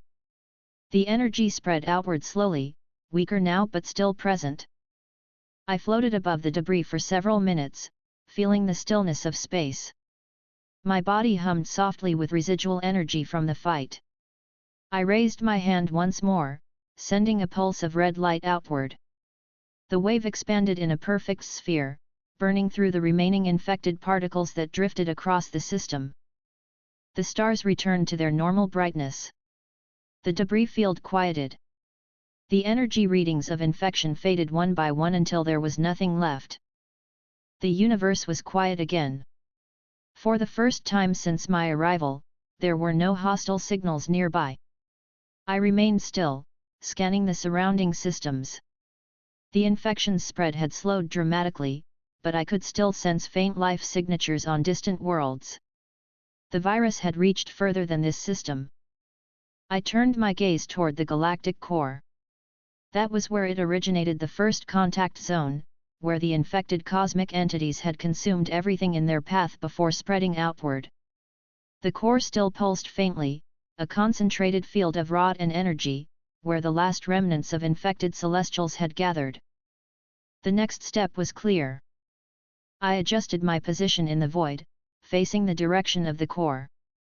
The stars shifted in front of me, aligning into the path ahead.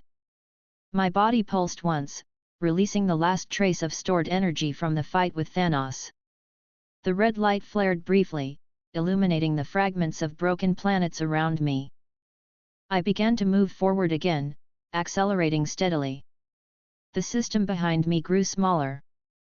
The stars ahead grew brighter. The war for this universe wasn't over. Chapter 9, The Core of Infection.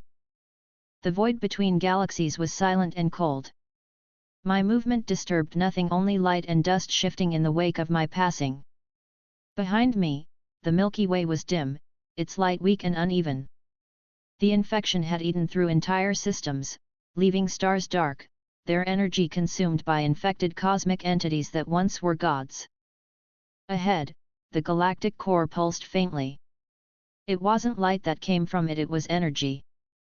Chaotic, raw, and alive. I could feel it vibrating through the emptiness, the remnants of what the Celestials had once been. The infection's origin point had rooted itself there. I crossed the last stretch of distance quickly. The core grew larger with every second until it filled my vision entirely. The sight was absolute destruction, hundreds of planets crushed together under gravity, forming an unstable mass of molten debris and energy. The remains of stars were scattered across the field like broken glass. In the center of it all floated the infected Celestials. Their bodies were massive, even in decay. Their armor had fused with rot and cosmic residue. Each one radiated a different type of power, gravity, matter, time, and creation, all twisted by infection.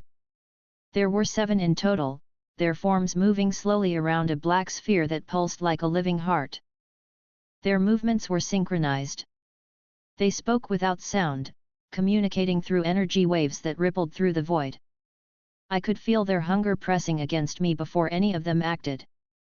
One of them turned its head toward me. Its faceplate was cracked, revealing bone-like flesh underneath, its voice deep and uneven.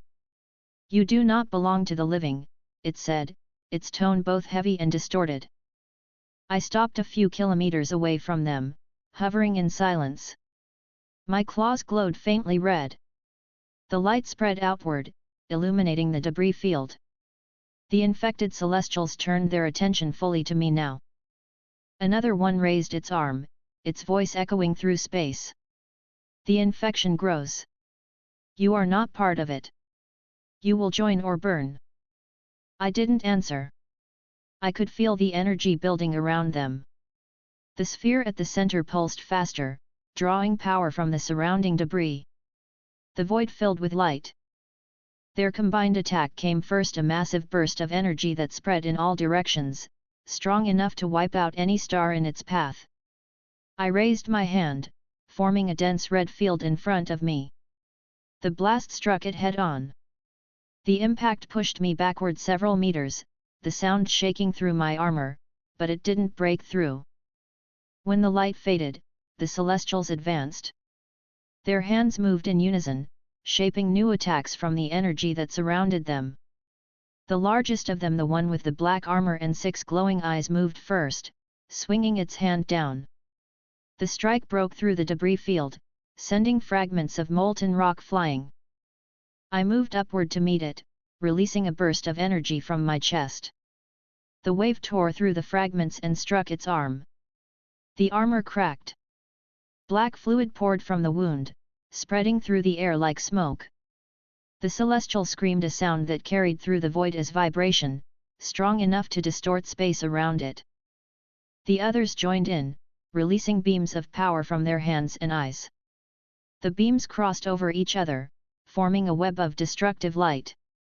I moved through it, my body cutting through each beam as I advanced. The energy scorched the armor on my shoulders but healed immediately. I closed the distance and struck the nearest Celestial in the chest. My claws pierced its armor completely.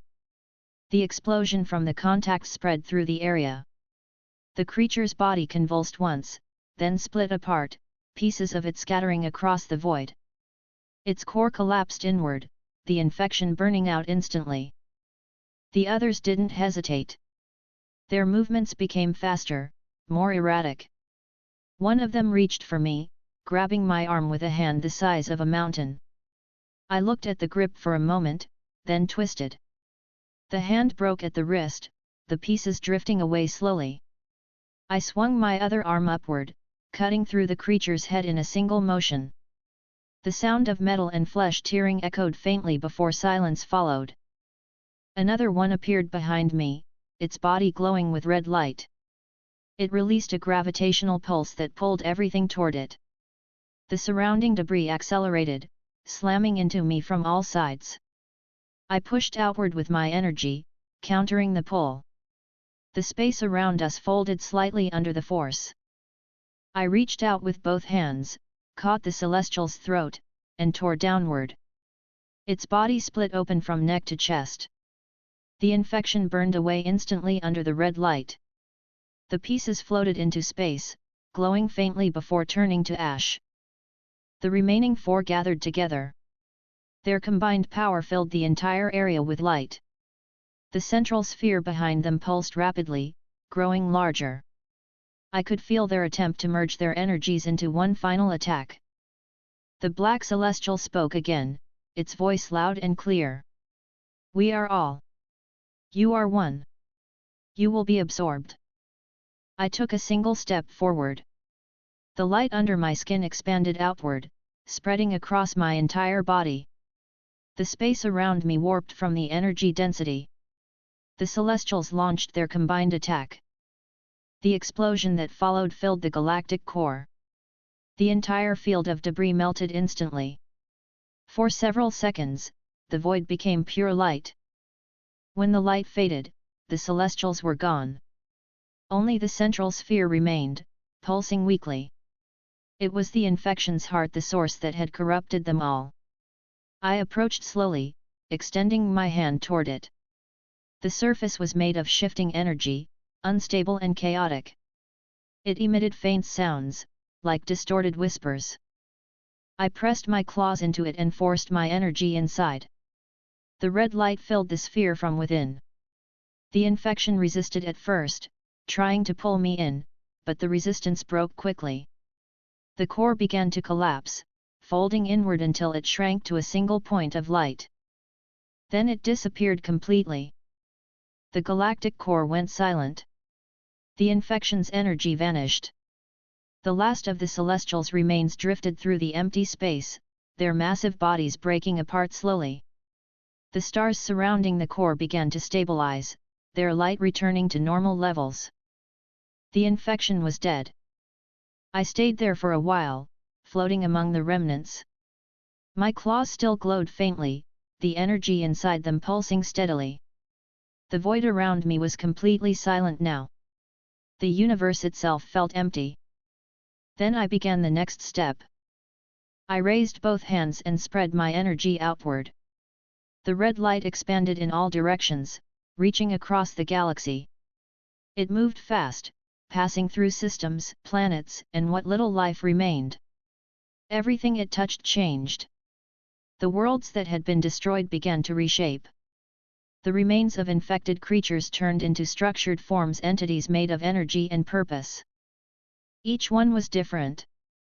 Some were humanoid, some monstrous, others formless. They began to spread across their worlds, testing their strength against each other, growing with every clash. Their energy signatures stabilized into what would become the first SCP entities. Their numbers grew fast. Tens of thousands. Then millions. Each one evolving under the red light that filled the galaxy.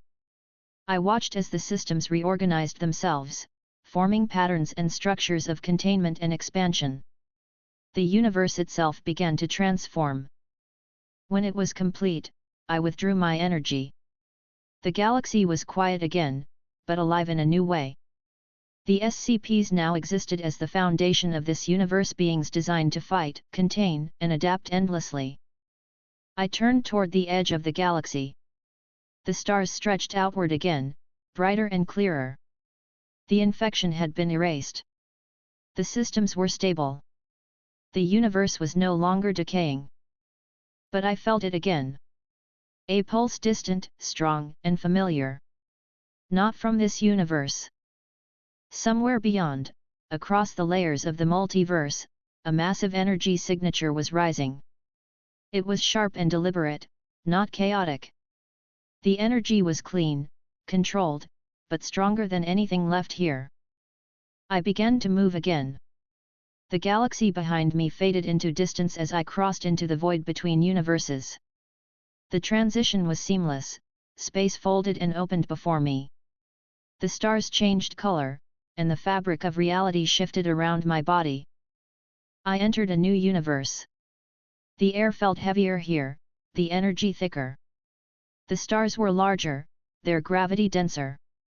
The sound of power moving through the void was constant, steady. I could feel the source of the energy ahead. It wasn't infection, it was life. Pure, overwhelming, and focused. The signature was unlike anything from the infected universes. I stopped briefly, scanning the area.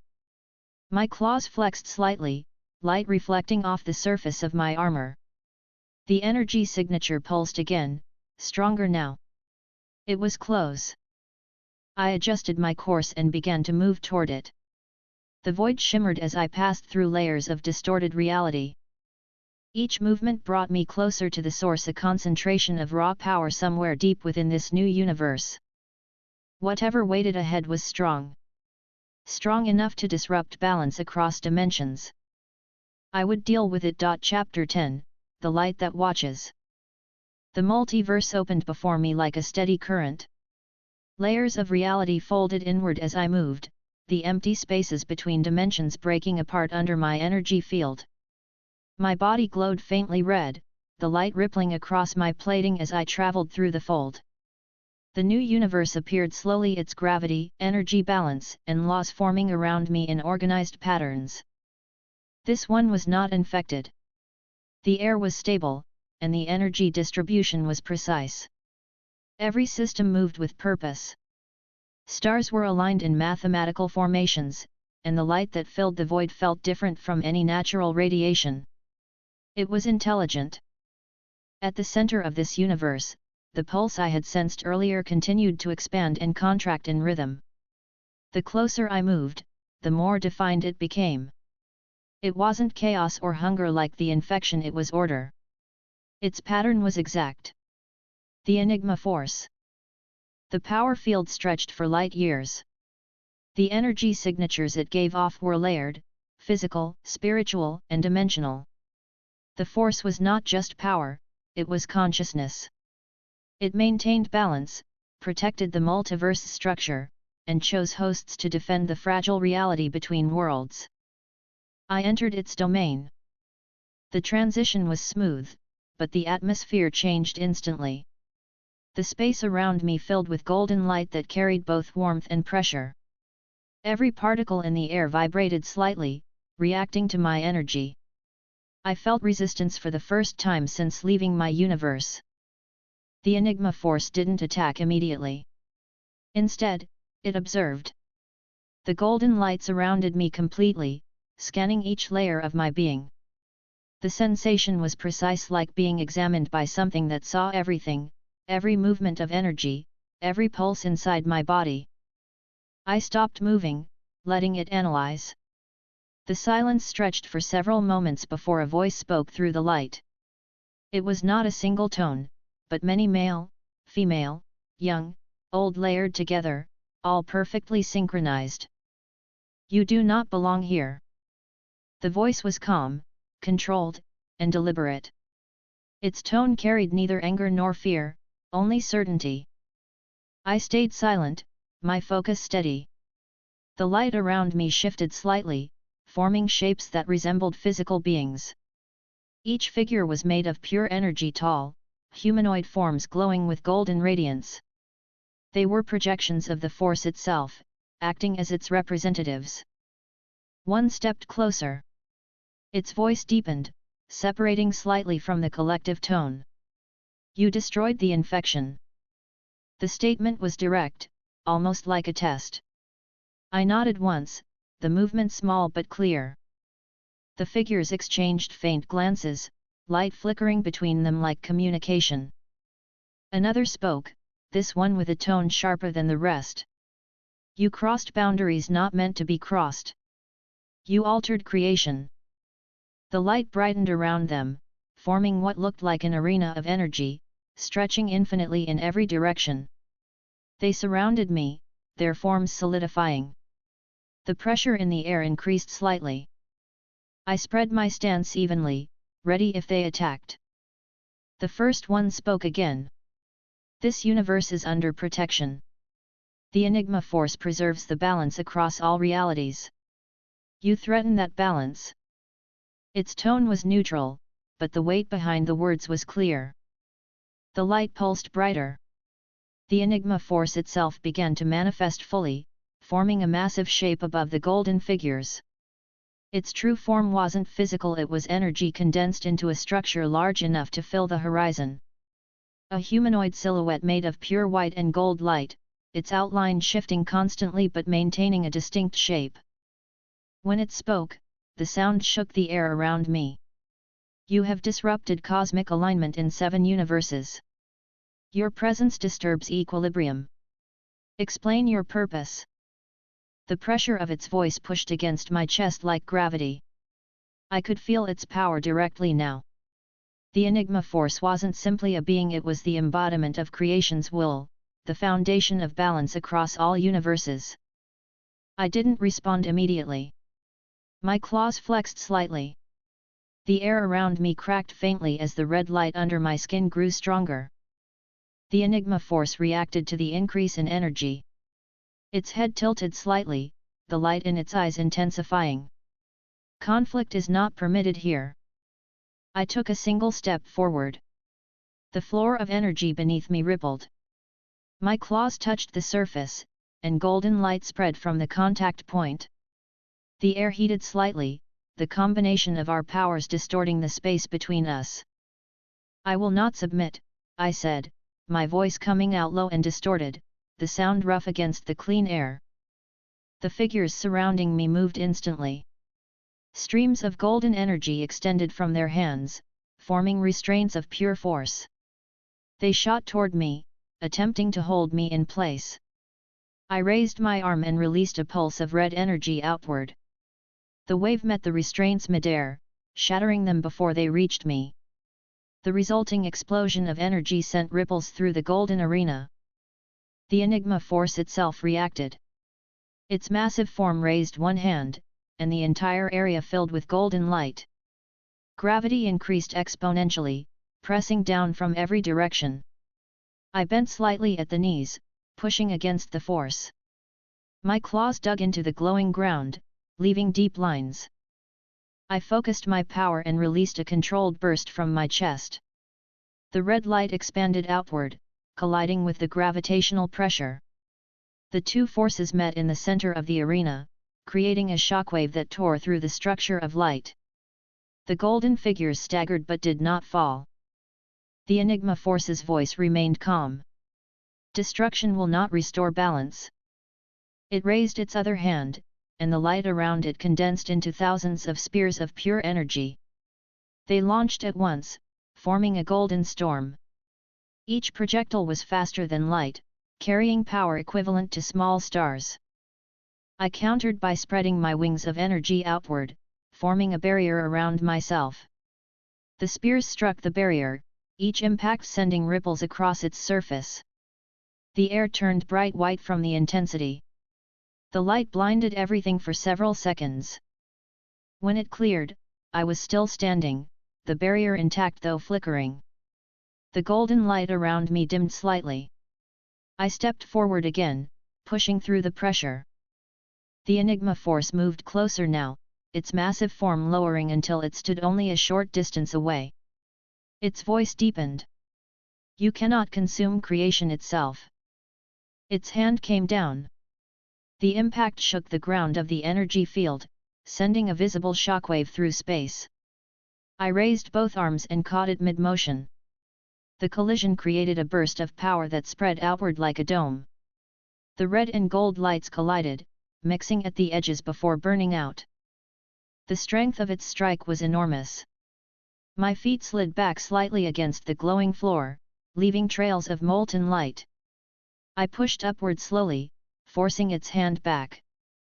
The Enigma force's light flared brighter, trying to overpower me. I responded with equal force, releasing red light from every part of my body. The arena around us began to break apart. The golden figures standing at the edges disintegrated from the intensity of the power output. For a few seconds, the two of us were locked in direct opposition, neither gaining ground. The universe around us shook. Planets in nearby systems shifted in their orbits, and time slowed within several regions of space. The Enigma force spoke again, its tone unchanged despite the struggle. "You fight without purpose." I pushed harder, forcing its hand backward until I could move freely. My claws sliced through its arm. The golden light burst outward from the wound but quickly repaired itself. The entity looked at the damage for a brief moment before focusing on me again. "You have no end," it said. Its voice echoed across the broken arena. The remaining fragments of light began to rebuild themselves. The golden energy reformed into new shapes, thousands of smaller constructs, each one resembling a warrior made of pure light. They surrounded me in silence, forming a perfect sphere. The Enigma force raised its hands. The constructs moved as one, attacking from every direction. I spread my arms and released a focused blast of red energy that expanded rapidly. The wave vaporized the first layer of constructs instantly, scattering them across the void. I moved forward through the explosion, striking the nearest ones with precise blows. Each one disintegrated on contact. The Enigma force maintained its position, observing. Its energy adapted each time I attacked, creating new constructs faster than I could destroy them. The golden light filled the entire space again, rebuilding the arena completely. The pressure around me increased again, now sharper and more refined. The Enigma force adjusted its control, focusing the gravitational and dimensional pressure into a singular point around me. The force compacted the space itself, forming a golden sphere designed to trap me completely. The compression started immediately. The sphere shrank with each passing second, its energy increasing exponentially. The light turned white from the concentration. I stood motionless for a brief moment, feeling the weight closing in. My claws clenched, and the light under my armor grew brighter until it turned blinding red. I released everything at once. The explosion broke through the sphere instantly. The blast wave traveled across the universe, shaking everything in its path. The Enigma force staggered backward slightly, its light flickering from the impact. The golden figures around us dissolved completely. When the light faded, the two of us were alone again in open space. The stars flickered in the distance. The Enigma force's voice returned, lower and steadier. You cannot be erased, yet you cannot remain. I stepped forward once, stopping directly in front of its massive form. My claws glowed faintly as I raised one hand and pressed it against its chest. The surface of its body rippled under the touch. I began drawing the surrounding energy inward. The Enigma force resisted, releasing waves of light in every direction, but I kept pulling. The golden light dimmed gradually, its power being absorbed into my form. The air trembled with each pulse of energy that left it. The Enigma force's tone softened slightly as it spoke again. If you destroy me, creation will fracture. I didn't stop. The golden light around us dimmed further until only faint traces remained. The Enigma force's form began to collapse inward, shrinking with each pulse. Its voice echoed one last time through the void. Then balance will depend on you. Its light faded completely. The surrounding stars returned to their natural state. The golden field disappeared. The pressure in the air was gone. I stood in silence for several minutes, feeling the residual energy from the Enigma force merging with mine. The balance of this universe remained stable, though the force itself had become part of me. The structure of reality shifted slightly, adapting to the change. The red glow around my body mixed faintly with gold now, steady and calm. The universe around me was quiet again. Then I felt a surge of power outside this reality. A signature larger than any I had encountered so far. The energy was dense, focused, and steady. It existed beyond the layers of this multiverse, somewhere deeper. I turned my head toward the source. The stars in that direction vibrated faintly. Whatever it was, it existed across more than one reality at once. I began to move again. The space around me opened easily now, folding apart as I passed through. The next confrontation would not be in a single universe. It would be across all of them. Chapter 11, The Chord of Infinity. The multiverse bent and unfolded as I moved through the fold of dimensions. The golden light from the Enigma force still pulsed faintly through my armor, steady but contained. Ahead of me, reality changed shape. Time, gravity, and energy merged together in ways that didn't belong to a single world. It was the meeting point of all things. The living tribunal was here. Its presence didn't radiate heat or light. It was order itself, pure, unfiltered authority made manifest. Its power existed in every atom and in the empty space between them. The pull it exerted wasn't gravity but judgment. I emerged into its domain. The dimension around me was vast, stretching endlessly in all directions. There was no ground, only luminous structures floating in place, planets, symbols, and fragments of universes suspended in stillness. The color of the space around them shifted constantly, cycling through shades of silver, white, and deep violet. At the center stood the tribunal. Its body was colossal, shaped like a humanoid figure composed of golden energy. Its three faces, equity, vengeance, and necessity, glowed in alternating light, turning slowly as they observed everything. Each face spoke with its own tone, all part of one voice.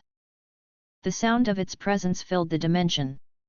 When it spoke, every part of this reality vibrated in perfect synchrony. "You carry the Enigma's power," the tribunal said, its voice calm but layered, the three tones blending into one. "You absorbed what was meant to protect the multiverse. Now you stand before the law that governs it." I hovered a short distance away, the energy around me stabilizing.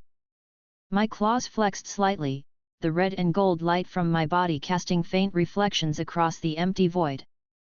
I could feel the pressure of its gaze, each face focusing on me separately, measuring, evaluating.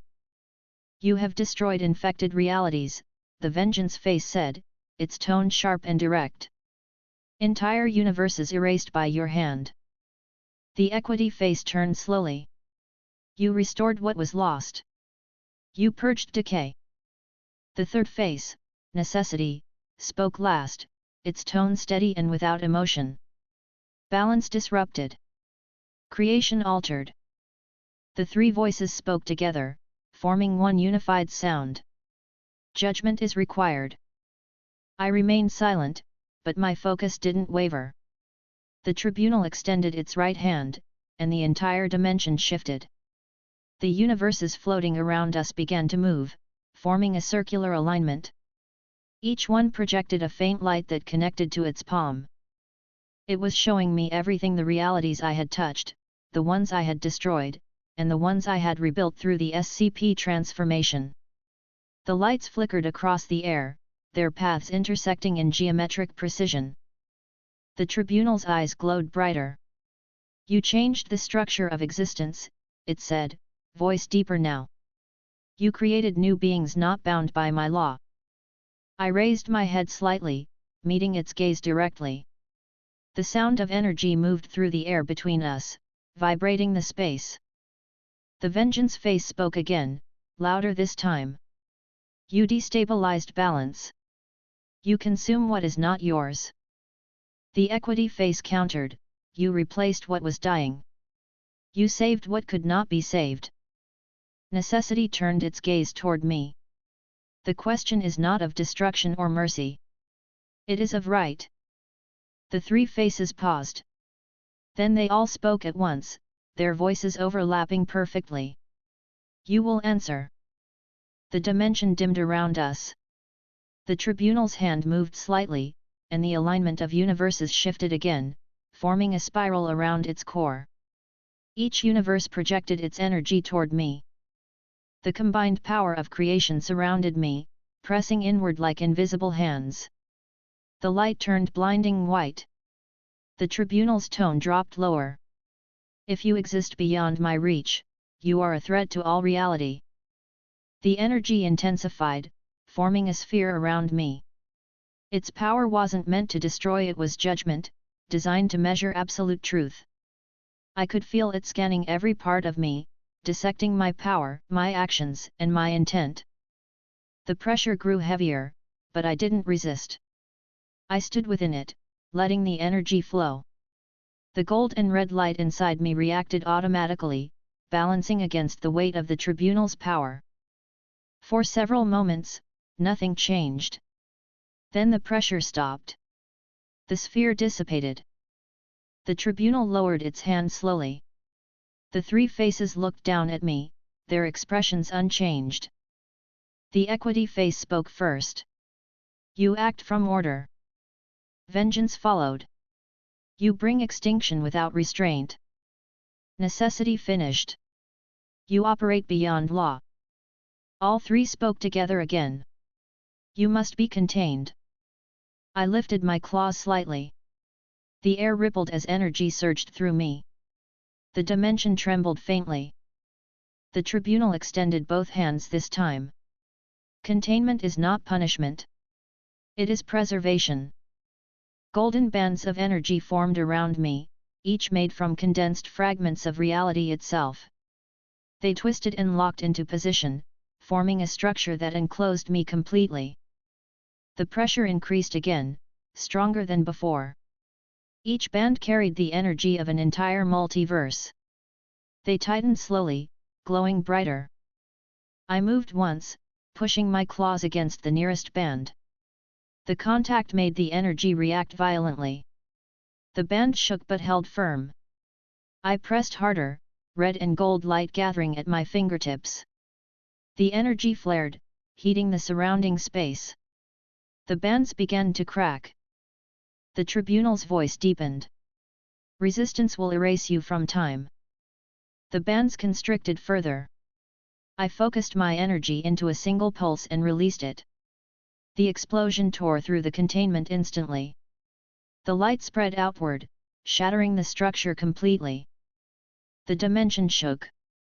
Fragments of broken energy floated through the void like debris. The tribunal staggered slightly but did not fall. Its three faces moved rapidly, exchanging control. Containment failed, equity said. Judgment enforced, vengeance replied. Necessity raised its tone slightly. Then it will act. The tribunal's body glowed brighter, its entire form expanding until it towered over the galaxies that orbited its domain. Its hands opened, revealing the scales of balance, two vast orbs, one dark, one bright. They rotated slowly in its grasp. It lifted them, and the light from both orbs filled the dimension. Each beam of energy shot outward, cutting across space, representing the laws of balance and finality. You will face equilibrium, the tribunal said. All creation will weigh against you. I stepped forward again, unfazed. My body absorbed the incoming light until the red and gold glow surrounding me grew stronger. I raised both hands and released a focused wave directly toward the tribunal's chest. The beam hit, shaking its form. The three faces turned, voices overlapping again. You challenge law itself. Its right hand swung downward. The impact created an explosion that expanded through multiple universes at once. The shockwave reached me in seconds. I caught the strike mid-motion, holding its fingers between both hands. The force behind it was immense, bending the space around us. My claws dug deeper into the energy that formed its hand. I pulled sharply, breaking the golden structure apart. The fracture ran up its arm like lightning. The tribunal roared, a sound that made the surrounding stars flicker. The dimension reacted violently, tearing open at the edges. Entire galaxies trembled. The tribunal struck again, faster this time. The second hit sent me back several kilometers, my armor cracking from the impact. I steadied myself immediately, adjusting my stance. The red and gold energy under my plating repaired the cracks instantly. I surged forward again, closing the distance. My claws met its chest, digging into the golden light that composed its body. The energy around us exploded outward, burning through multiple layers of space. The tribunal pushed against me, both of us locked in direct combat. You cannot exist beyond balance, the vengeance face shouted. Equity's voice was calm. You maintain order through destruction. Necessity said nothing this time. Its eyes glowed brighter than the others. The tribunal grabbed my arm with its remaining hand, trying to hold me in place. I responded by slamming my other fist into its face. The blow struck the vengeance side directly. The sound cracked through the dimension. The golden light burst from the wound, spreading across its entire body. The tribunal staggered. I followed through, hitting its chest again and again, each impact shaking the space around us. The fractures in its armor spread wider. Its energy began to destabilize. The tribunal's voice shifted from calm to severe. Enough. It raised both hands, its body glowing white now. The energy condensed into a single point above its chest, a sphere containing the energy of the multiverse's law. It released it downward. The impact struck me directly. The explosion consumed everything. The dimension filled with light. When it cleared, I was still standing. The gold energy around me mixed with my own red glow. My armor was dented but intact. The tribunal's attack had not destroyed me, it had only strengthened my energy field through absorption. The tribunal looked down at me. "Impossible," it said quietly. I stepped forward slowly, my claws scraping against the cracked energy floor. My hand reached upward, closing around its chest. The moment I made contact, the red and gold energy merged completely. The tribunal tried to resist, but the fusion began immediately. Its three faces spoke rapidly, voices breaking under the strain. "Law cannot be consumed."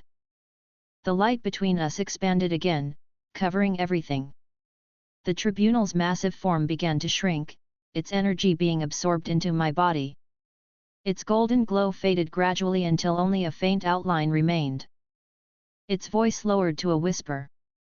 "Then balance will depend on you." The light vanished. The dimension was silent again. The stars surrounding us stabilized, their orbits correcting themselves. The tribunal's scales of balance drifted slowly through the air, now inert. I reached out and caught them. The metal felt weightless. I held them briefly before letting them dissolve into energy. The golden particles scattered through space, merging with the surrounding universes. I stood still for several minutes, feeling the remaining energy of the tribunal integrate into mine. The mixture of gold and red light was steady now, perfectly controlled. The multiverse around me was calm. But the stillness didn't last. Another energy signature appeared, far beyond the layers of creation. It was larger than anything I had encountered, neither chaotic nor ordered. It was the foundation of all existence itself. The signature extended through every plane of reality, reaching all universes at once. I looked toward it. The pulse was slow but steady. It was not judgment or power, it was presence. The one above all. I turned and began to move again. Space folded around me, and the stars changed. The dimension of the tribunal faded behind me. The energy ahead was beyond any hierarchy, existing outside every law. My path was clear. Chapter 12, The Gathering of the Infinite. The light of the tribunal's domain faded as I passed through the fold between realities. The energy I carried from it pulsed steadily beneath my armor, golden and red waves merging together without conflict. The multiversal layers stretched endlessly ahead of me, their structure shimmering like thin glass under immense tension. Each layer represented an entire reality, separated only by the will of higher beings. I moved forward. The energy signature of the one above all was still distant but constant. I could feel it behind everything, its existence touching every layer at once. No distance separated me from it in truth, but the path to its realm passed through boundaries controlled by those that still lived. As I crossed another dimensional rift, the space ahead began to distort. The flow of time slowed, then stopped entirely. A massive barrier of raw cosmic energy appeared before me. The light from it burned bright blue and green, twisting together to form a stable wall. The barrier was alive. Its surface moved slowly, waves of power rolling through it in precise intervals. A voice came from behind it, calm and even. "Stop where you are." The voice belonged to eternity. The barrier split open, and a figure stepped through. Eternity's form was vast, shaped like a humanoid outline filled with galaxies, stars, and nebulae. His energy field filled the entire region of space, and the flow of time obeyed him completely. When he moved, everything else moved with him. Another presence followed, a figure cloaked in pure white light. Her body was less defined, her edges blurred and shifting. The energy she radiated was opposite yet equal to his. It was infinity. Eternity turned his head toward me, his eyes like two black holes surrounded by light. "You took the power of the tribunal." His tone was neutral, steady, not questioning. I didn't answer. I stayed still, standing several hundred meters away. The red and gold energy around me pulsed faintly. Infinity's voice was softer, but it carried the same authority. His energy does not belong to you. Return it. I didn't move. The light from her form reflected across the void, filling the space with faint white mist. Her tone remained calm. You do not understand the scale of what you carry. It binds every universe. Eternity extended one hand. Space bent around his fingers. The area behind him began to collapse inward, folding into itself like paper. He wasn't attacking yet, he was demonstrating control. You will stop here, he said. The pulse from my core increased slightly. I could feel the energy they carried, pure, ancient, vast. Both were older than the concept of life. They were balance and existence personified. But their power followed rules. Mine did not. I stepped forward once. The movement made the space between us ripple. Eternity's head tilted slightly. You will not pass. Infinity's tone dropped lower, still calm. We do not wish to destroy. We preserve. Their words overlapped as they spoke together. You will stand down. Their combined energy expanded outward instantly. Space, time, and matter locked into perfect stasis, the environment around us freezing in place. Every atom in this layer of reality stopped moving. I felt the pressure immediately. It wasn't pain, it was density. They had condensed all existence into a single unified moment. The gravity of their will pressed down on everything, turning motion itself into resistance. I raised my hand and pressed it against the frozen air. The red and gold light from my body began to expand, spreading through the stillness. The pressure cracked slightly as the energy pushed back. The frozen layer began to shift again. Infinity reacted first. She raised both hands, and waves of white light spread outward, erasing entire sections of space and replacing them with pure void.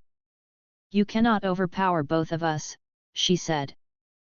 Eternity followed. He lifted his arm, and the entire timeline of this reality wrapped around his hand like a ribbon. He swung it toward me, sending the force of infinite moments crashing down. The attack hit with precision. The energy pushed me back several kilometers, the surface of my armor heating instantly. I stopped in place and straightened my stance. The cracks across my plating sealed immediately. I could feel my energy flow stabilizing again. I raised my claws, charging them with concentrated energy. The red and gold light merged into a dense core between my palms. I released it toward them. The explosion was immediate. The beam tore through Eternity's timeline construct, breaking it apart into fragments of light. Infinity stepped forward, raising a barrier of pure existence around both of them. The beam hit the barrier directly. The impact created a shockwave that spread outward in every direction, erasing the stars in the distance. The barrier cracked, but didn't shatter. Infinity's voice grew louder, her calm tone replaced with focus. You fight with creation's energy. You do not control it. Eternity turned his palm toward me again. His voice was deeper now. Then you will learn what creation is. He clenched his fist.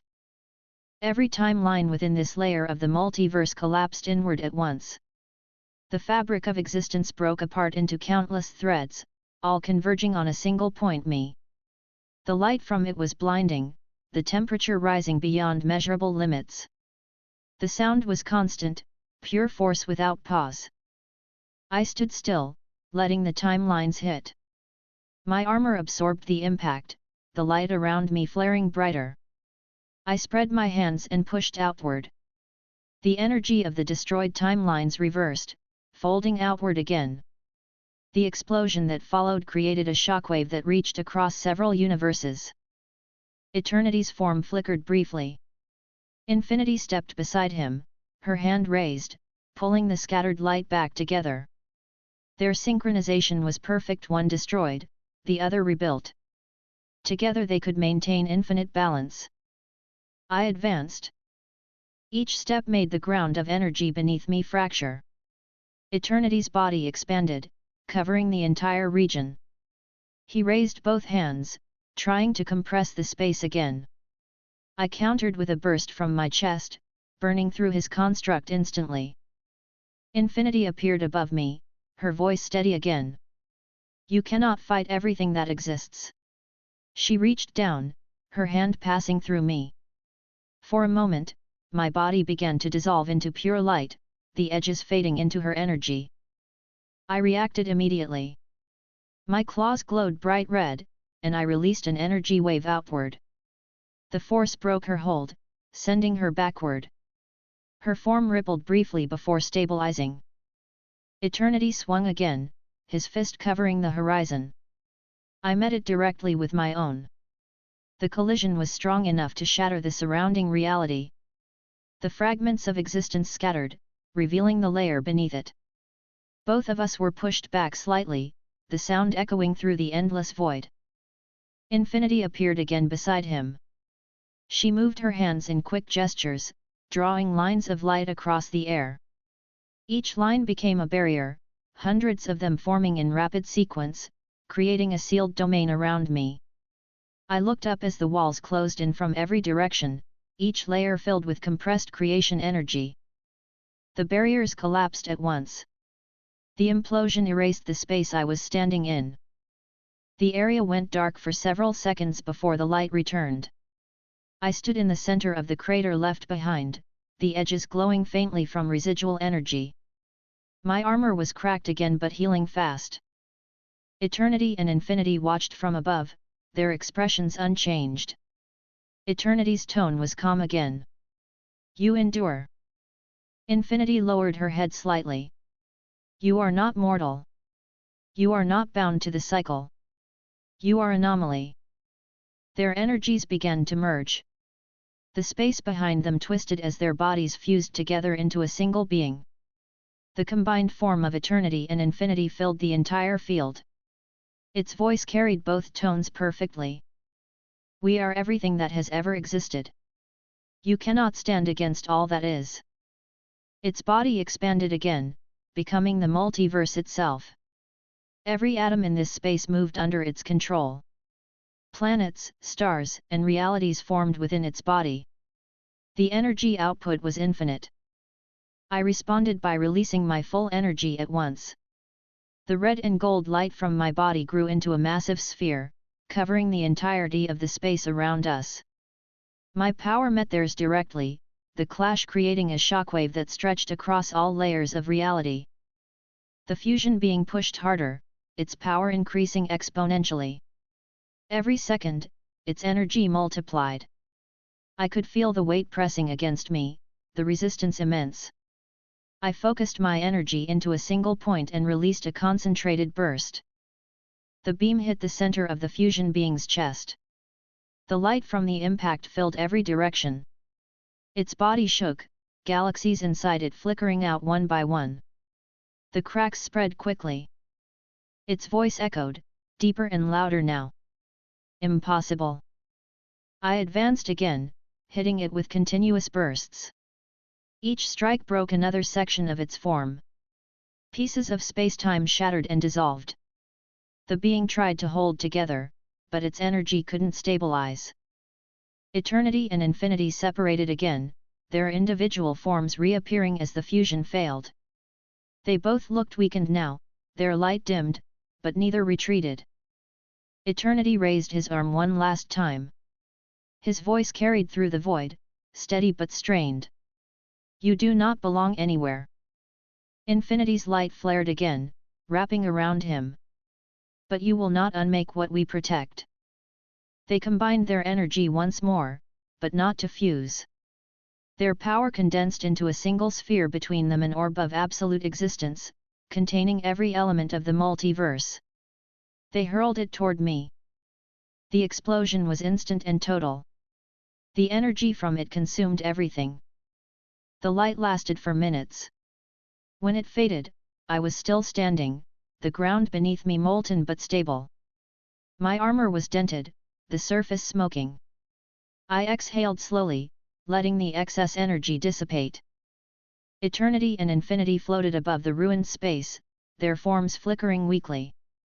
They had spent nearly all their energy on that strike. I stepped forward once more, raising my hand toward them.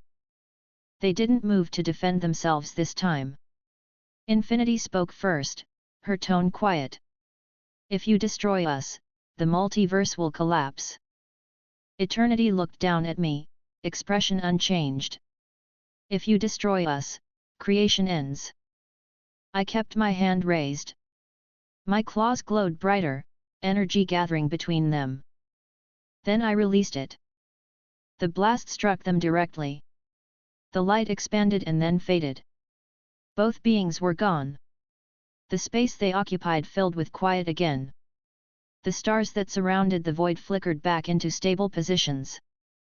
I stood still, the red and gold light from my body glowing steady. The multiverse was silent now. No more resistance remained in this layer.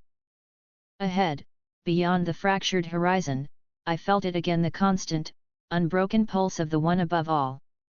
Its presence was beyond any boundary, deeper than creation, but it was aware of me. I turned toward it. My claws flexed slightly, the glow beneath my armor intensifying again.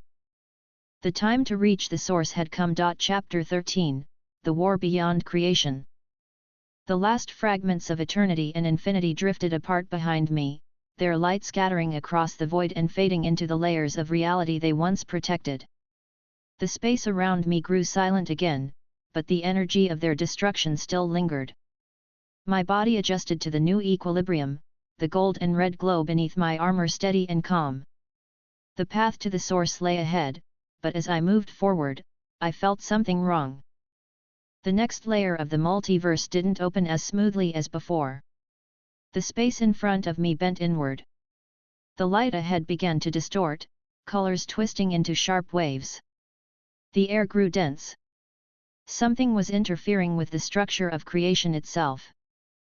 I stepped through the distortion. The new realm wasn't like the others. There were no stars, no gravity, no physical boundaries. This space existed outside the known laws, beyond the design of the one above all. It was cold, not by temperature, but by absence. Every trace of life, energy, and time had been removed. As soon as I arrived, a voice echoed through the empty void. We were waiting. The sound was layered, like thousands of identical voices speaking as one. From the black surface ahead, shapes began to emerge, tall, humanoid, white silhouettes outlined with faint blue light. Their forms were perfect and symmetrical, but hollow in the center. Their presence carried no emotion, only control. The Beyonders. They stepped forward in unison, moving across the void without displacing the air. There were 12 at first, then more appeared, dozens of them forming a vast formation that stretched across the horizon. Each carried the same expressionless gaze, their eyes filled with condensed energy capable of erasing universes with a thought. One stepped ahead of the others, its body glowing slightly brighter. Its voice was clear and exact, without tone or hesitation. You have broken the tribunal's equilibrium. You absorbed the enigma. You interfered with creation's structure. Another spoke beside it, identical in tone. You cannot be permitted to reach the source. They all turned their heads toward me at once, their movements precise and synchronized. You will cease. I stood still, watching them carefully. I knew what they were. The Beyonders existed outside the hierarchy of gods and cosmic entities. Even the tribunal had once feared their interference. They didn't act under law or morality. They acted under observation. Their collective energy began to rise. The void itself shook as they activated their power. I could feel the pressure building instantly, raw force capable of bending dimensions. The light from their bodies spread outward, overlapping until the entire void turned white. The first wave came fast. 12 beams of compressed existence fired toward me at once, converging into a single point. I raised my arms, channeling the red and gold light around my body into a barrier. The impact hit with a thunderous vibration that shook every molecule in the area. The barrier held, but the energy cut deep grooves across its surface. The Beyonders didn't pause. The second wave came immediately, stronger and faster than the first. I reinforced the barrier, pushing back with equal force. The air cracked. The shockwave traveled outward, erasing the surrounding space for several kilometers. When the light faded, I lowered my arms slightly. The Beyonders stood in their formation again, unharmed and unshaken. Their energy readings increased steadily, climbing beyond any normal limit. The lead Beyonder spoke again, its tone still calm. Resistance confirms contamination. Another voice joined it. Containment insufficient. Deletion authorized. Their combined light flared, brighter this time. Space folded around me instantly. A cube of pure dimensional energy formed, locking me inside. The interior rotated endlessly, rewriting itself every second. Each turn represented a complete reality collapse. I placed my hands against the cube's surface. The energy inside reacted to my touch, adapting and tightening. I could feel it feeding on my power, adjusting its pattern to trap me completely. I exhaled slowly, focusing my energy inward. The red light under my skin expanded rapidly. I clenched my fists, and the glow spread outward in a pulse. The cube cracked immediately. The next pulse shattered it completely, scattering fragments of pure existence in every direction. The Beyonders reacted at once. The light around them turned blue, forming a single continuous network of energy. They were merging their power. The entire void began to distort as their collective control over reality increased. I felt the shift before it happened the moment the laws of physics vanished.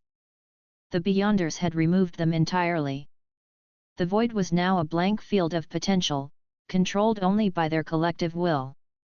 One of them raised its hand. Its voice carried over the sound of the distortion. This reality is ours.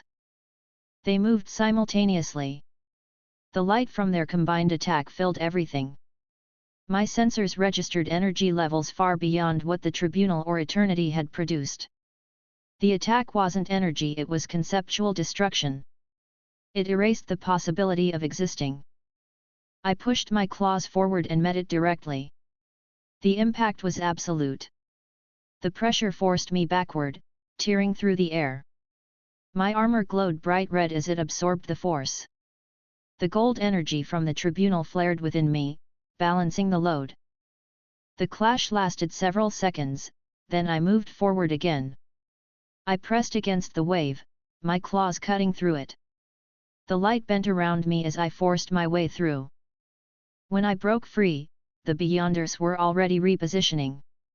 They moved faster than thought, blinking across space, forming new geometric alignments. Each position amplified their collective field exponentially. The lead Beyonder's voice echoed again.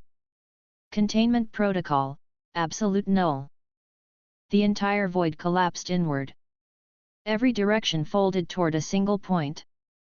There was no gravity, no space, only compression. Everything was drawn toward the center. I released my power completely. The red and gold light expanded outward in all directions, forming a stable core around me. The collapsing void pressed against it, but couldn't crush it. I pushed harder, releasing waves of heat and force. The collapse stopped. The Beyonders moved again, their formation breaking apart. Several of them vanished from sight, appearing behind me. I turned quickly, blocking one of their attacks with my arm. The impact still forced me forward slightly. The heat from the energy melted the surrounding emptiness. I countered with a strike from my claws, sending a focused beam of red energy through the air. It hit one of the Beyonders directly. The light from its body flickered once before stabilizing. They didn't die. Their forms didn't follow physical laws. They were self-repairing concepts. Every time one was struck, its energy dispersed into the others. The network adapted instantly, redistributing the power evenly. I understood their method. To destroy one, all had to be erased at once. I gathered my energy into a single sphere, concentrating it until the surrounding air vibrated violently. The glow spread across my entire body. I moved forward, closing the distance instantly. The Beyonders raised their arms in perfect synchronization. The space between us locked again, freezing me mid-motion. They began to compress the field, reducing my physical size, cutting dimensions away one by one. I broke through the field with a short pulse. The explosion that followed forced the Beyonders back several meters. Their formation broke temporarily. That was enough. I accelerated. In less than a second, I was in front of the lead Beyonder. I struck once, my claws cutting through its chest. The wound exploded with blinding blue light. The being staggered for the first time. I followed immediately with another strike, then another, tearing through its structure. The energy inside it destabilized. The Beyonder's body disintegrated into fragments of pure concept. The others reacted instantly, absorbing the released energy into their network. The formation restored itself. They spoke together. Adaptation complete. The network around them began to shift again. Their combined power doubled, then tripled. I could feel the pressure rise sharply. My armor heated under the strain. They launched their next attack, hundreds of overlapping waves of reality displacement. Each one erased the layer of space it touched. The strikes hit from every direction. I countered with a defensive pulse, holding my position in the center of the storm. The air trembled as the forces collided. I expanded my energy field further, matching their scale. The collision spread outward, creating new distortions that reached beyond this reality. The Beyonders stopped attacking after several seconds. Their formation changed again. They shifted into a single mass of white energy, merging completely. The transformation was fast and precise. The light turned blinding. The merged Beyonder spoke, its voice layered and absolute. We are the end of all that exists. The sound carried through every part of the void. I stood still for a moment, then stepped forward. My claws glowed again. The merged being moved instantly, crossing the distance between us faster than light. Its fist hit my chest. The impact threw me backward, the sound of the collision echoing across the void. I steadied myself mid-air and countered. My claws slashed through the energy surrounding its body, breaking its outer layer. It retaliated immediately, punching again. I blocked the strike, grabbed its arm, and twisted sharply. The energy that formed its body began to distort under the pressure. It reacted by releasing a burst of force that threw me away. The explosion spread across the void, burning through the nearby dimensions. I recovered quickly, appearing behind it.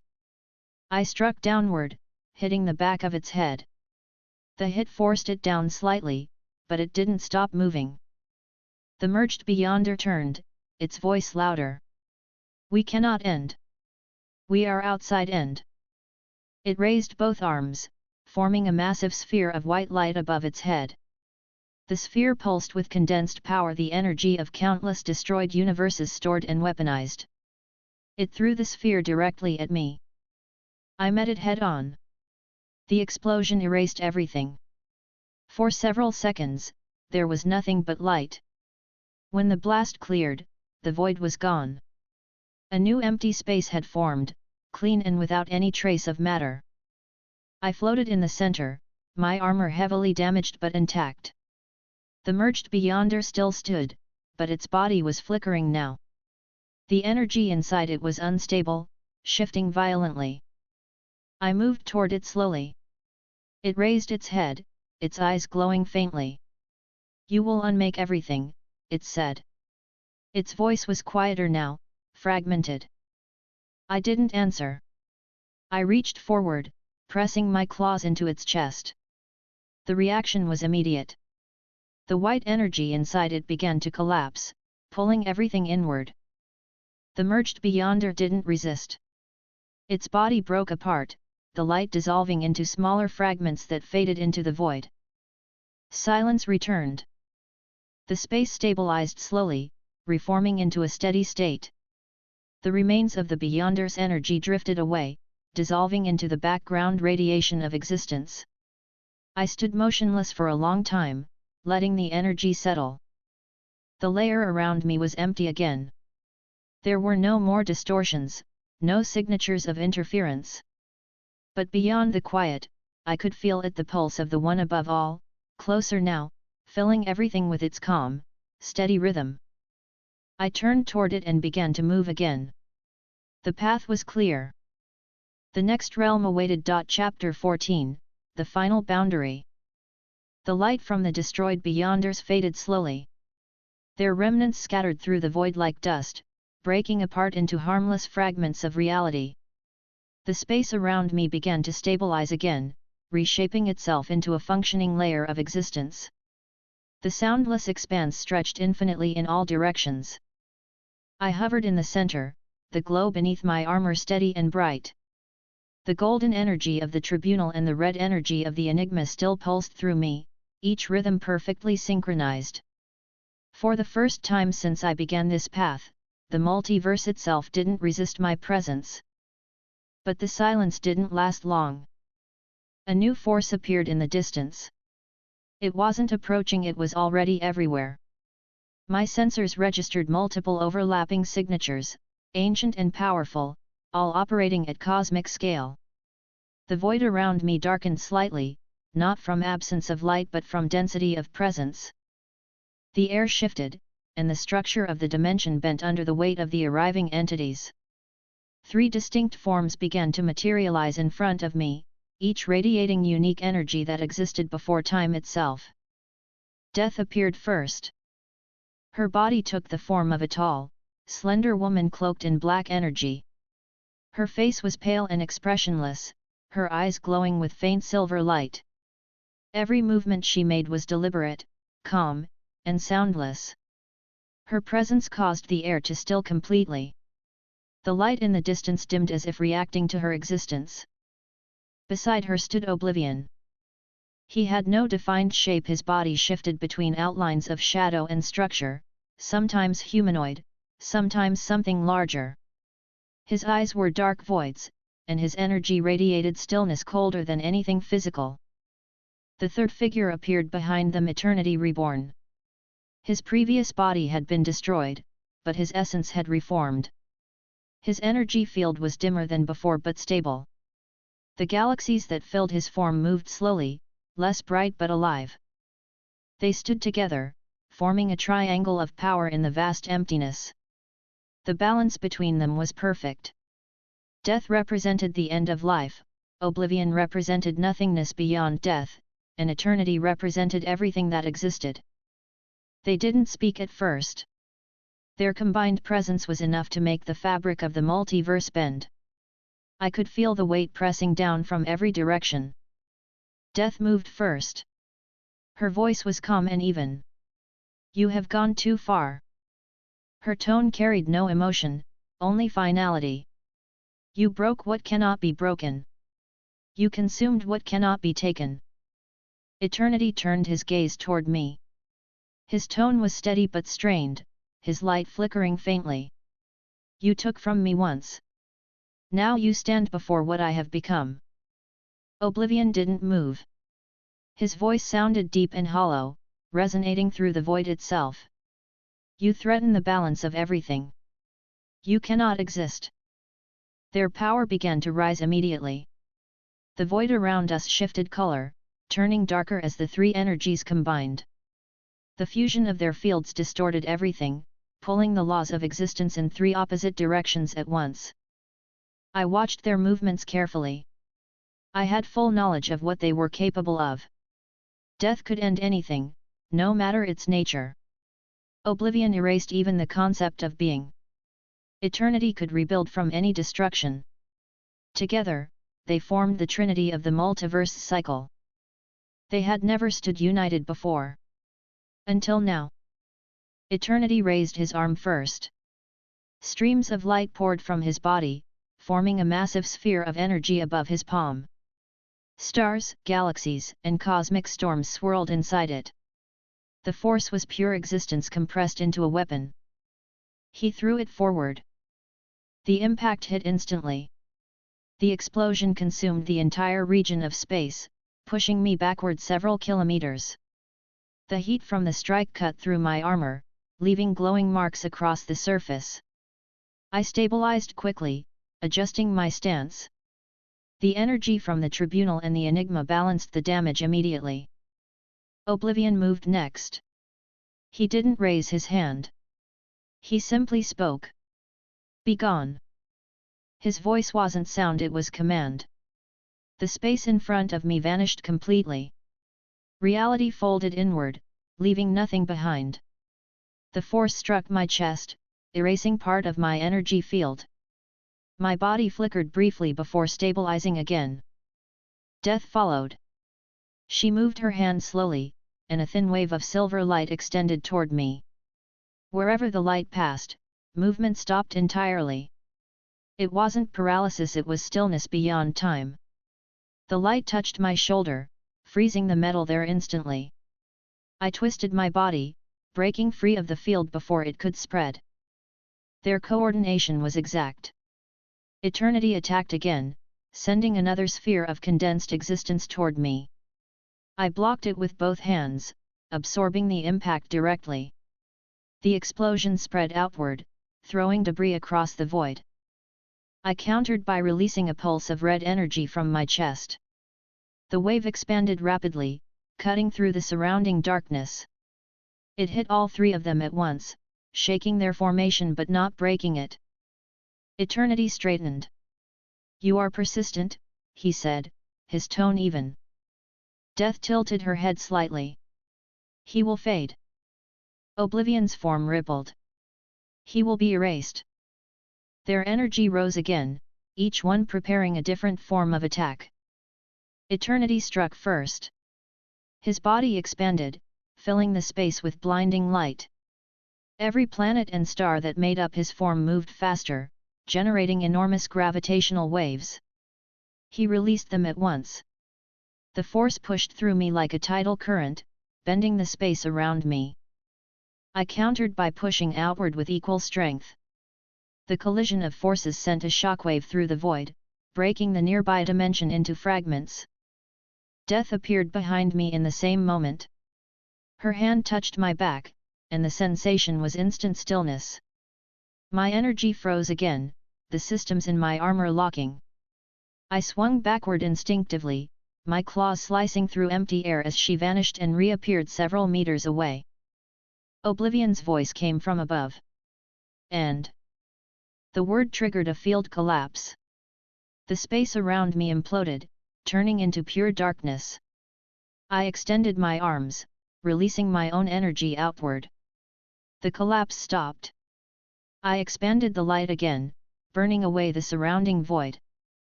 I moved quickly, closing the distance to eternity. I struck his chest with both claws. The impact broke through his outer shell, scattering fragments of galaxies across the void. He stumbled backward, but his body reformed instantly. He raised his hand, catching my next strike. His grip was strong, the heat from his energy burning through my armor. I pushed harder, forcing him back again. Death moved beside him, her tone still calm. "You cannot resist forever." She extended her hand once more, and the silver light enveloped us both. The stillness spread faster this time. I broke free before it could reach my core, shattering the field with a burst of energy. Oblivion expanded his form, his shadow covering everything. His voice deepened. "You fight in creation's space. You will lose." The temperature dropped sharply. The stars in the distance went dark. I raised my hands, summoning a massive wave of red and gold energy, and fired it forward. The wave cut through the void, slamming into Oblivion's shadow. The explosion shook the entire field, creating a massive rift in space. Oblivion's body split for a moment before rejoining instantly. "Pointless," he said, his voice unchanged. Death and Eternity stepped forward again, their combined energy rising to full capacity. The void turned completely white from the output. They attacked together. Eternity's light came from the front, Death's from the side, and Oblivion's darkness from above. The three forces met at my position, their collision generating a compression field capable of destroying all known matter. The pressure was enormous. My armor began to crack again, the red and gold light leaking from the gaps. I focused inward, drawing on the combined energy of the Tribunal, the Enigma, and my core. I released it all at once. The explosion expanded outward instantly, burning through the compression field. The light from it reached beyond the edges of this universe. The three cosmic beings were thrown backward, their forms dispersing temporarily. When the light faded, the space between us was empty again. I stood in the center, the glow beneath my armor pulsing violently but steady. Eternity reformed first, his body flickering before stabilizing. "Your strength is unsustainable," he said, his tone unchanged. Death appeared beside him. "You are out of place." Oblivion's shadow solidified again. "You cannot remain." They began to move once more. Their energy signatures synchronized perfectly, combining into a single structure. Their bodies merged partially, forming a trinity of energy black, white, and gold intertwined. The merged form raised its arms. The power that radiated from it was beyond measure. The air vibrated constantly, every atom splitting and rejoining in perfect rhythm. They spoke as one. "We are the cycle. You are the interruption." The merged being released its full power. The attack wasn't light or force, it was everything at once. Space, time, life, and death compressed into a single burst. I caught it with both hands. The pressure pushed me backward, my feet digging deep lines through the glowing surface beneath. My armor began to fracture again, but I didn't stop. I pushed back harder, the red and gold energy from my core expanding outward. The collision between us filled the entire layer of reality. The surrounding space started to collapse under the weight of our combined forces. The merged being advanced, its steps slow but unstoppable. "You cannot fight the inevitable." I responded with another surge of power, breaking through its energy field momentarily. The explosion from the clash tore through the void, separating us briefly. The merged being steadied itself. Its voice was still calm. "You resist. You will fall." I moved forward again, this time faster. I struck its chest directly. My claws pierced through the gold and black light, cutting deep. The being grabbed my arms, holding me in place. We locked in direct combat. The energy between us built rapidly, creating small tears in reality that expanded and collapsed continuously. The merged being's voice deepened. "You are not of this cycle. You will be removed." I broke free from its grip and struck again. This time the impact forced it backward several meters. Cracks formed across its chest, spreading quickly. The light inside its body flickered. I followed with another strike, then another. Each hit tore through the layers of its energy until its structure began to fail. The being's voice distorted. "Impossible." The last blow hit its core directly. The explosion was instant and absolute. The merged form disintegrated into fragments of light and shadow, scattering across the void. The air stilled again. Death reappeared first, her form partially translucent now. She looked at me quietly. "You do not belong." Eternity's voice was weaker. "Creation will collapse." Oblivion's tone was lower, fading. "Nothing will remain." I didn't move. The light from their fading forms dimmed until only darkness remained. The trinity of the cycle was gone. The silence that followed was complete. The stars returned slowly, filling the void once again. The layer was stable. But the pulse of power ahead grew stronger. The one above all was closer now, its energy unbroken and steady, spreading through everything. I turned toward the direction of the pulse. My claws flexed slightly, the glow beneath my armor steady once more. The last barrier had fallen. I began to move again, crossing the silent space toward the final source. Chapter 15, The Throne of All. The void ahead was absolute stillness. There was no color, no light, no sense of scale. My sensors registered nothing but pure equilibrium, no motion, no time, no measurable distance.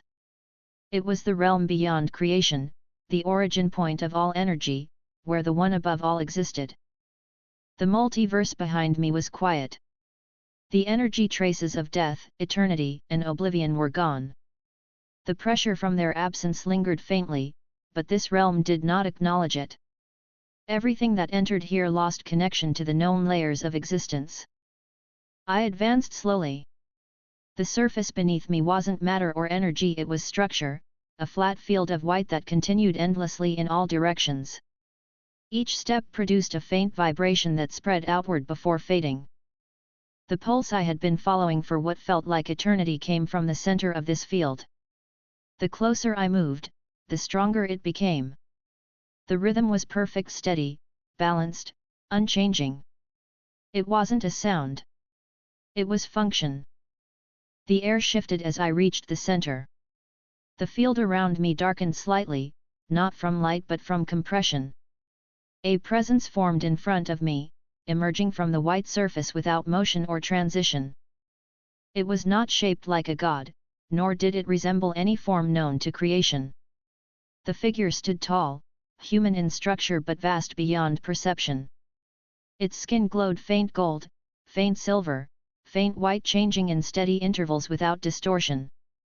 Its face was calm, without expression, and its eyes were endless. The one above all. It didn't move at first. The air was silent. The energy within this place remained perfectly stable. When it finally spoke, the sound came from every direction at once.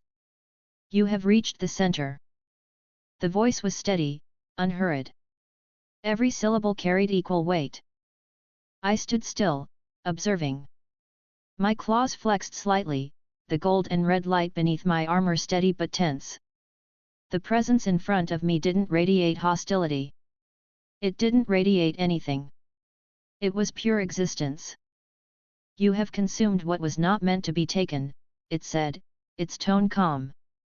You ended what cannot die. The air shifted slightly as it continued. You removed the tribunal. You silenced the cycle. You destroyed the keepers. I didn't respond. I watched its movements closely, but it did not move again. You have come to end me, it said, the tone unchanged. You cannot. The light beneath my armor brightened slightly. My claws lowered to my sides. The sound of metal against the white surface echoed faintly.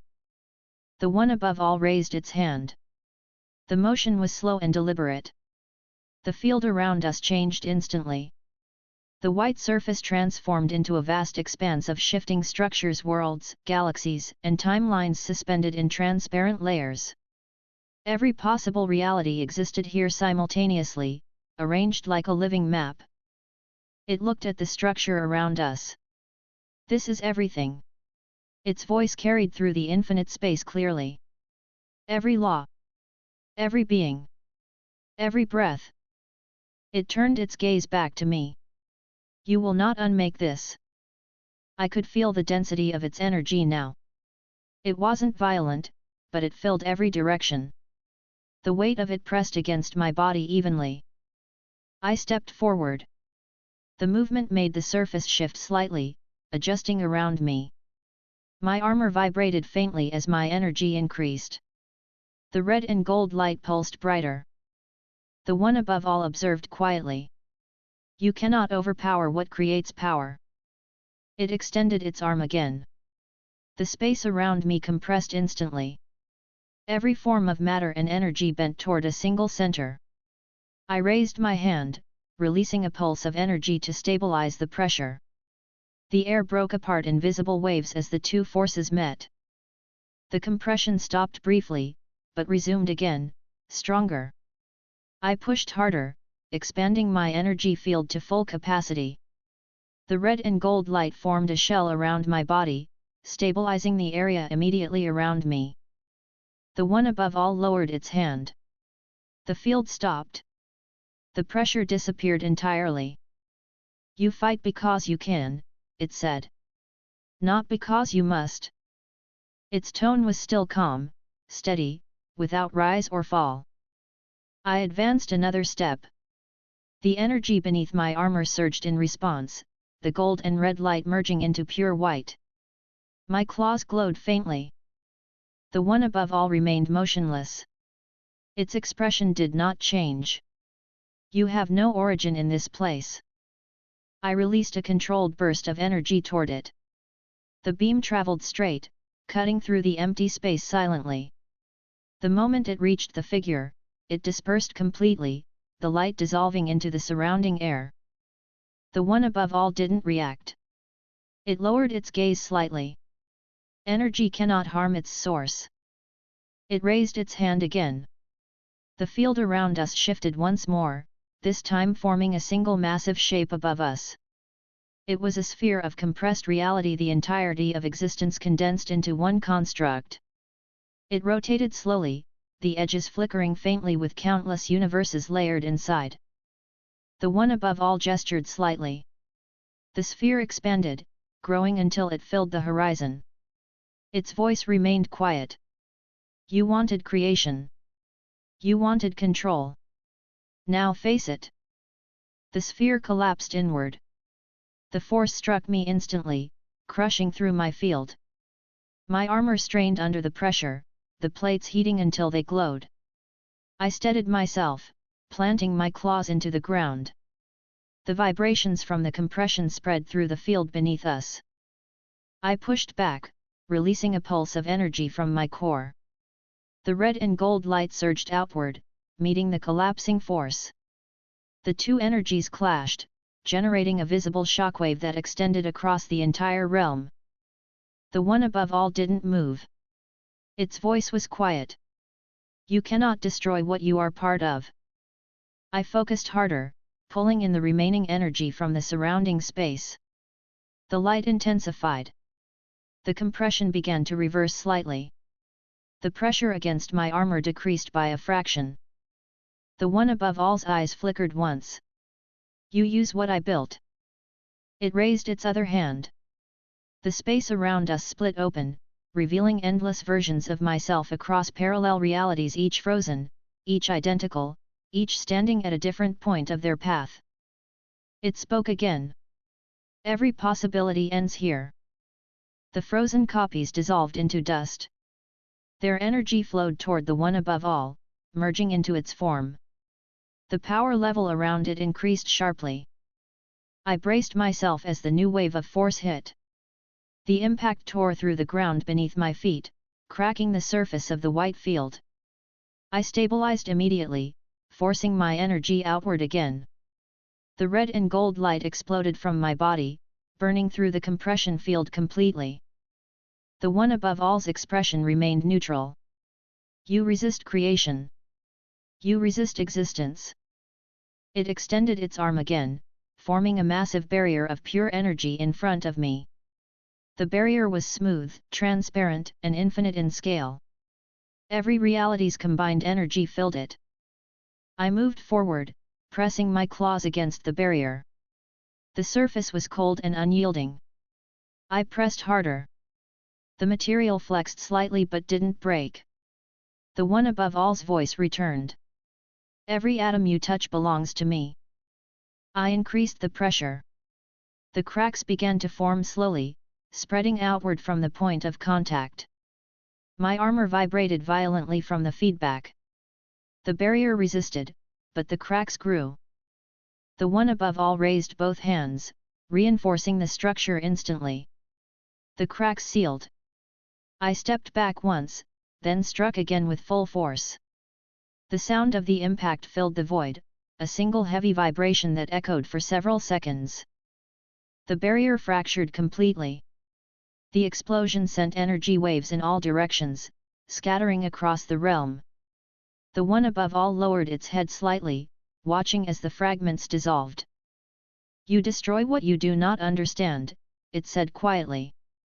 I stood still, the glow beneath my armor steady. The one above all raised its hand again.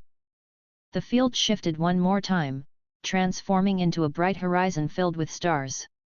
Each one represented a universe, complete and stable. The structure stretched infinitely. It looked across them slowly, its tone steady. "Each one is life. Each one is mine." It turned its eyes back toward me. "You seek to take what cannot be taken." I didn't respond. I lifted my hand and formed a condensed sphere of red and gold light. The energy inside it was stable, dense, and sharp. I launched it forward. The explosion was immediate. The blast tore through the line of stars, consuming thousands of universes instantly. The light spread outward, erasing entire sections of the horizon. The one above all raised its arm, and the stars reappeared instantly. Creation does not end when it is destroyed. I advanced again. The one above all moved its hand toward me. The space between us collapsed instantly, closing the distance. We stood within meters of each other now. It spoke again, tone unchanged. "You cannot destroy what I am." I reached forward, pressing my claws against its chest. The surface was solid but not physical. I pushed harder, the light beneath my claws brightening. The one above all looked down at my hand, its expression unchanged. "You cannot take my place." The energy from my core surged again. The gold and red light expanded, spreading across both of us. The air around us vibrated violently, the sound constant and deep. The one above all didn't move. I pushed harder, forcing my energy into its form. The light from my claws spread across its chest, covering its body completely. The one above all's glow flickered once, then stabilized. "You try to absorb creation," it said calmly. "Creation absorbs you." The light surrounding us intensified until it filled everything. The vibrations reached their highest frequency. The ground beneath us shattered, fragments of white energy scattering into the air. I could feel its power pressing against mine directly now. Every pulse of its energy matched my own perfectly. Neither side advanced, neither side weakened. The balance was exact. The one above all looked down at me again, its tone steady. "You cannot erase balance." I released another pulse of energy, breaking the symmetry. The wave tore through its body, splitting the light into two colors, gold and silver. The separation caused a distortion in the field around us. The one above all's voice deepened slightly. "You disturb the foundation." I didn't stop. I pushed harder, driving my claws deeper into the glowing surface. The resistance increased sharply. The space around us began to warp. The air thickened with heat. The one above all's energy flared again, stabilizing the distortion. "You have no end. You have no beginning. You are anomaly." I pushed harder still. The surface beneath my claws began to crack. The cracks spread quickly, glowing red and gold. The one above all raised its arm, trying to push me back. The energy from its hand struck my chest, but I absorbed it instantly. For the first time, its tone shifted slightly. "Impossible." I pushed through the final layer of resistance. The light between us exploded, burning brighter than anything I had encountered. The field around us shattered, exposing the void beyond. The one above all's body flickered once, its form breaking into streams of light. Its voice echoed across the collapsing space. "You have taken what cannot be owned." The light from its form began to merge into mine. The gold, silver, and white energy spread across my body, fusing with the red light already there. The temperature of the air rose sharply, the sound of fusion constant. The realm around us continued to destabilize. The structure of creation itself bent and folded as the energy between us combined. When the light faded, the white field was gone. The stars reappeared, brighter and more stable than before. The one above all's presence had vanished completely. The air was calm again. I stood alone at the center, my armor glowing brighter than before. The combined energy of every force I had encountered pulsed steadily within me. The realm was silent. Then, from the distance, the pulse returned steady and rhythmic but no longer separate from me. It came from within. Chapter 16, Return to the Dead Stars. The light from the realm of the one above all faded behind me as I crossed the barrier between realities. The energy I had absorbed remained stable within me, circulating in perfect rhythm through every part of my body. The pulse of existence that once echoed through the multiverse now matched the beat of my core. The balance of creation had been rewritten, but it held steady. I entered the void again. The familiar emptiness of travel stretched in every direction, timeless and silent. The path I followed led directly to the same coordinates I had left before the infected universe, the one that had served as the foundation for my SCP expansion. The transition between realities was smooth. The air around me changed gradually, shifting from pure energy to corrupted matter. The first traces of the infection returned to my senses before I even crossed fully into the layer. The smell of rot, the faint vibrations of decayed energy, and the low hum of contaminated systems filled the air. I arrived near the outer edge of the galaxy that had once contained Earth. The system was quiet. The planets that remained rotated slowly, their surfaces marked by old damage. The infection that had once spread uncontrollably was now under control. I extended my awareness across the galaxy. Millions of SCP entities were active. Their signals were clear, organized, and stable. Each one carried a unique energy signature, different designs, different capacities, but all of them followed the pattern I had established when I reshaped this universe. They were growing. Their energy levels had doubled since I last checked. Some had evolved into planetary-scale entities, controlling entire environments. Others operated in smaller units, refining their capabilities. Each one existed in balance, feeding from the universe's natural energy without destabilizing it. But they were not ready yet. I landed on one of the constructed worlds, an artificial planet formed from the remnants of destroyed systems. Its surface was metallic and solid, covered in geometric structures that pulsed with faint red light. The energy grid beneath the surface was active, circulating heat and data across the planet's network. The air was clean. The infection was gone here. I walked forward, each step echoing through the quiet landscape. The structures around me responded automatically, their panels shifting to reveal internal systems. Red lights flickered as sensors detected my presence. The planet's central consciousness activated immediately. Its voice filled the air, neutral and mechanical. Primary directive acknowledged. Entity confirmed. Energy levels stabilized. SCP network synchronization complete. The voice paused briefly before continuing. Growth phase ongoing. Estimated completion, 73 cycles. I looked up at the distant stars. 73 cycles. That was the equivalent of less than 1% of the universal growth period. The SCPs were still adapting to the new hierarchy. Their combat and containment systems were fully operational, but their dimensional traversal capabilities were incomplete. They were not ready for daybreak. I remained silent for several minutes, monitoring the planet's data streams directly. Thousands of SCPs moved across the galaxy simultaneously, training and evolving under controlled parameters. Some hunted remnants of the infected beings that still lingered in the darker corners of the universe. Others focused on structure and energy stability. The system was efficient. They learned quickly. Their synchronization rate was already above 99%. I shifted my focus toward the outer edges of this reality, scanning for possible threats. The major dangers that once existed here had already been eliminated.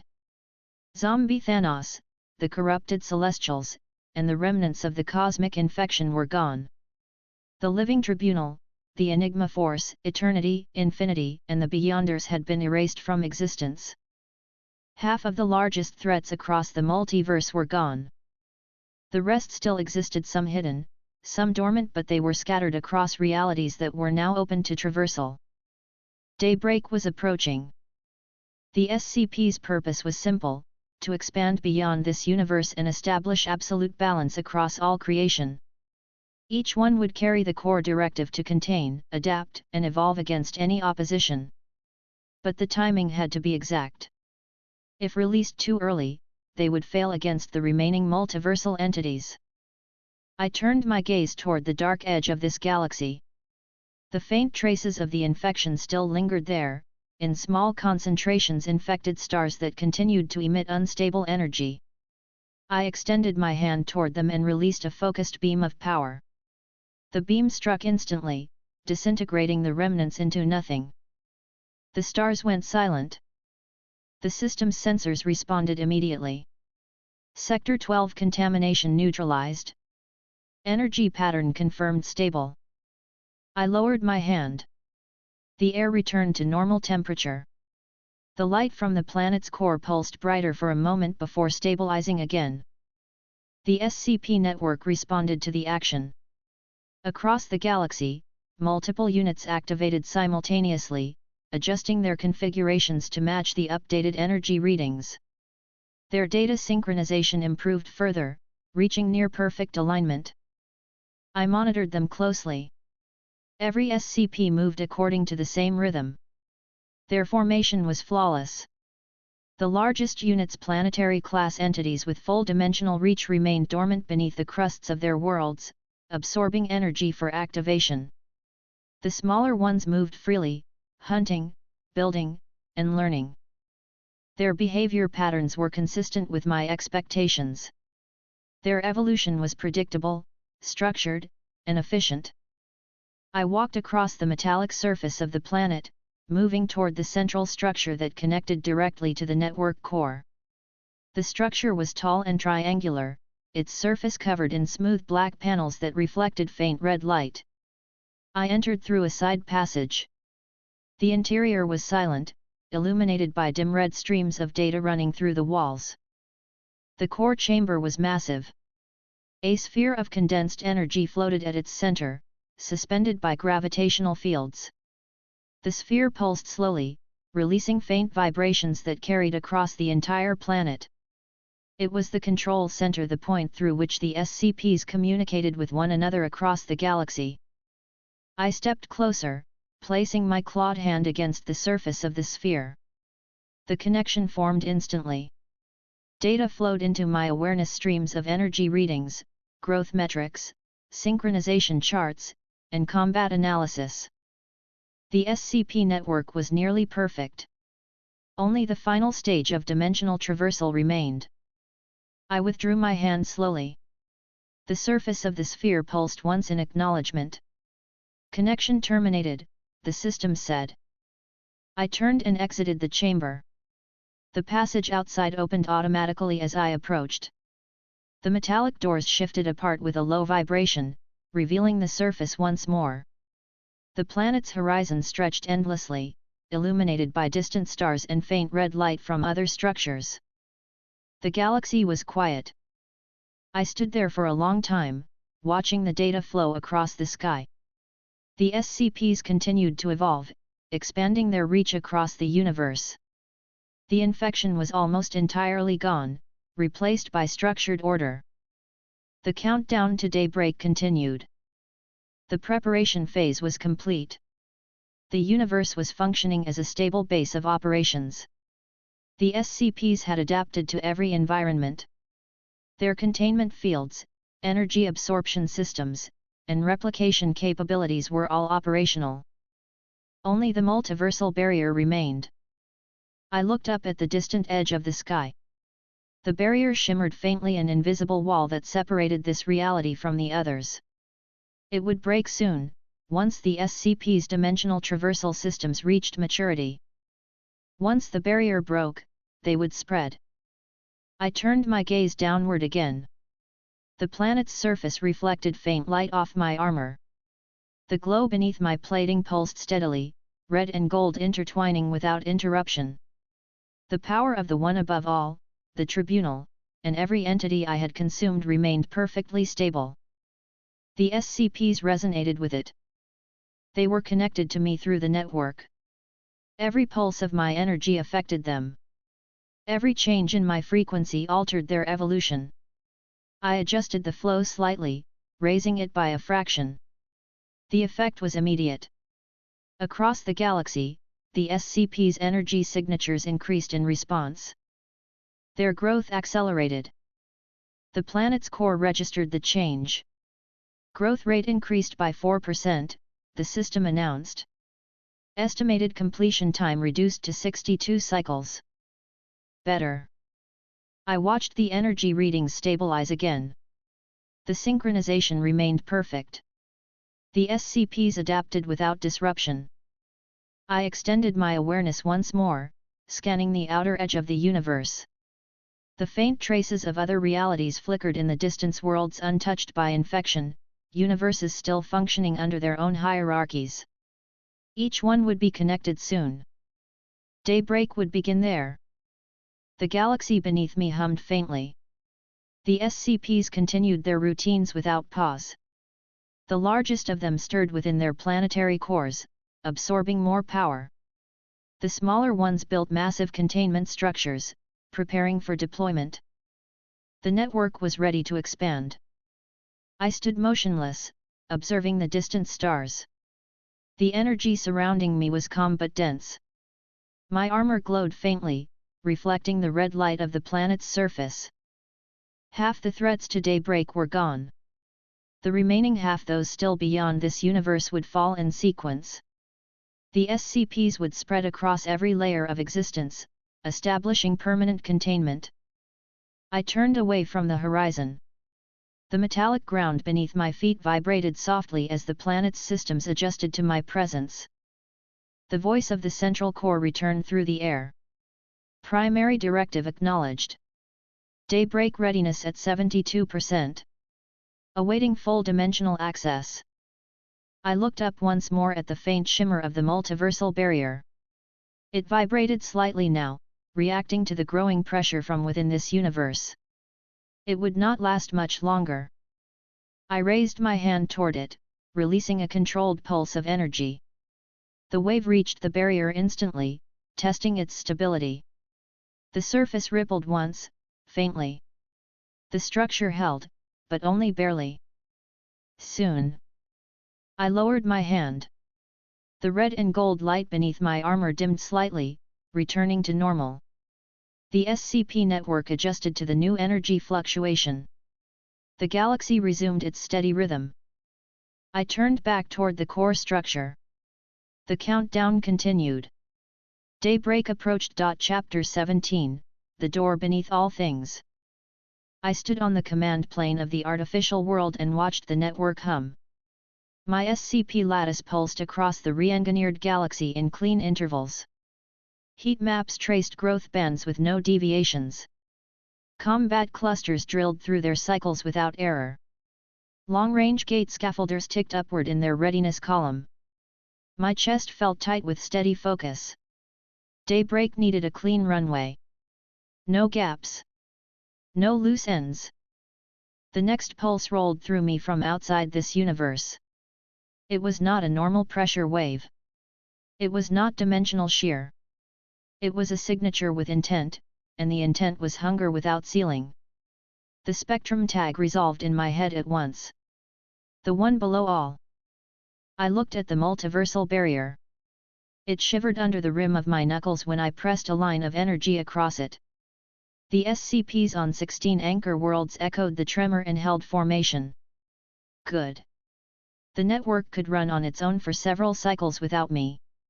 Daybreak was not now. I had time to cut this thread out cleanly. Primary exits open, the lattice core reported in a level tone. Departure path clear. Fallback protocols green. I lifted my hand to the sky and stepped out. The fold ran cold. The edges of existence fell away in neat bands. I left the zombie universe clean and crossed the thinned membranes of creation toward the one place that never warmed, the below place. I slowed when the fields dropped off. The floor under existence opened into a plane without stars, without texture, without height.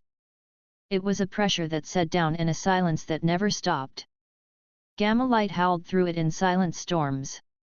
Green doors stood up in the dark at long distances, tall and narrow, set into nothing, spaced with a geometry that was not random. A voice pushed through the black with a tone that bent things flat. Come down. Eat. Be eaten. I did not answer. My throat worked once. Sound from me came out as iron screeches. It was not needed. The one below all moved without shape through the field. Its pressure sat behind every green door. Faces formed and melted in the absence. Hulk faces. Banner faces. Sampson. Walters. Jones. Talbot. Stearns. They blinked open and shut, and the voice ran through them all. You took the one above. You broke the court. You cut eternity. You cut infinity. You gave me room. The doors throbbed. Green light leaked around their edges and ran in rivers across the void. The smell here was old radiation and rot. My hands tightened.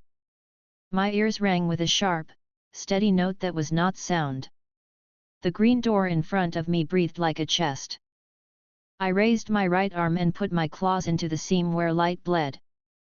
The door reacted with a flash and a shove that cracked the air. It tried to push me through, tried to turn movement into obedience.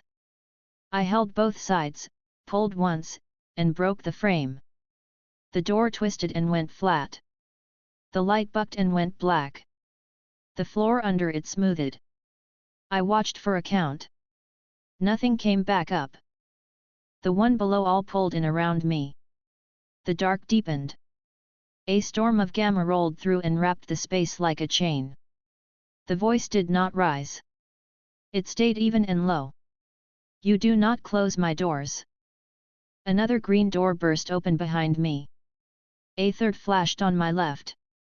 6 more lit in a wide circle.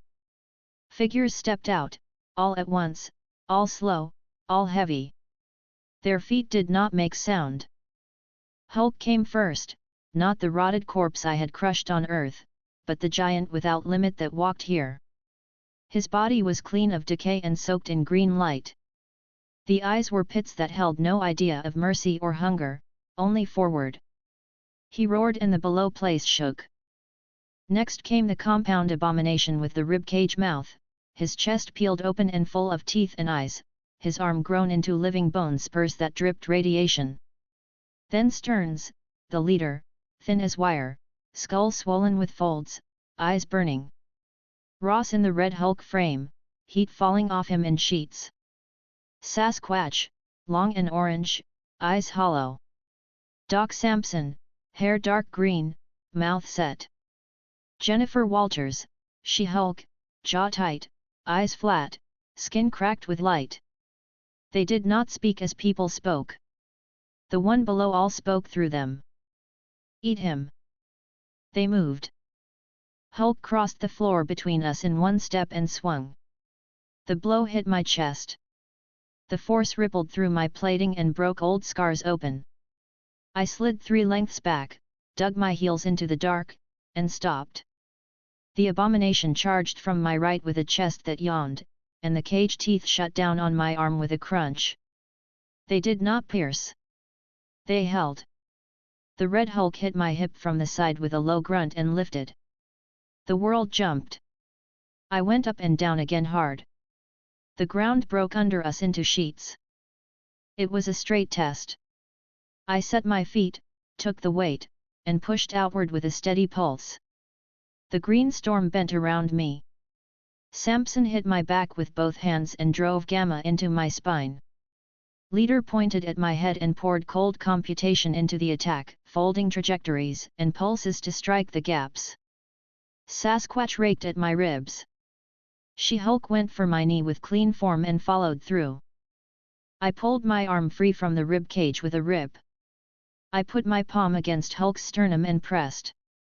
The floor skated. He locked his hands around my wrist and held it there, not yielding. Teeth clicked behind me as the abomination lunged for my neck. I twisted my shoulder, caught his lower jaw with my elbow, and drove him away with a hard shove. The voice came from every mouth at once. You push. I push back. Leader threw a net of logic around my head. He tried to slow my focus and stagger my rhythm.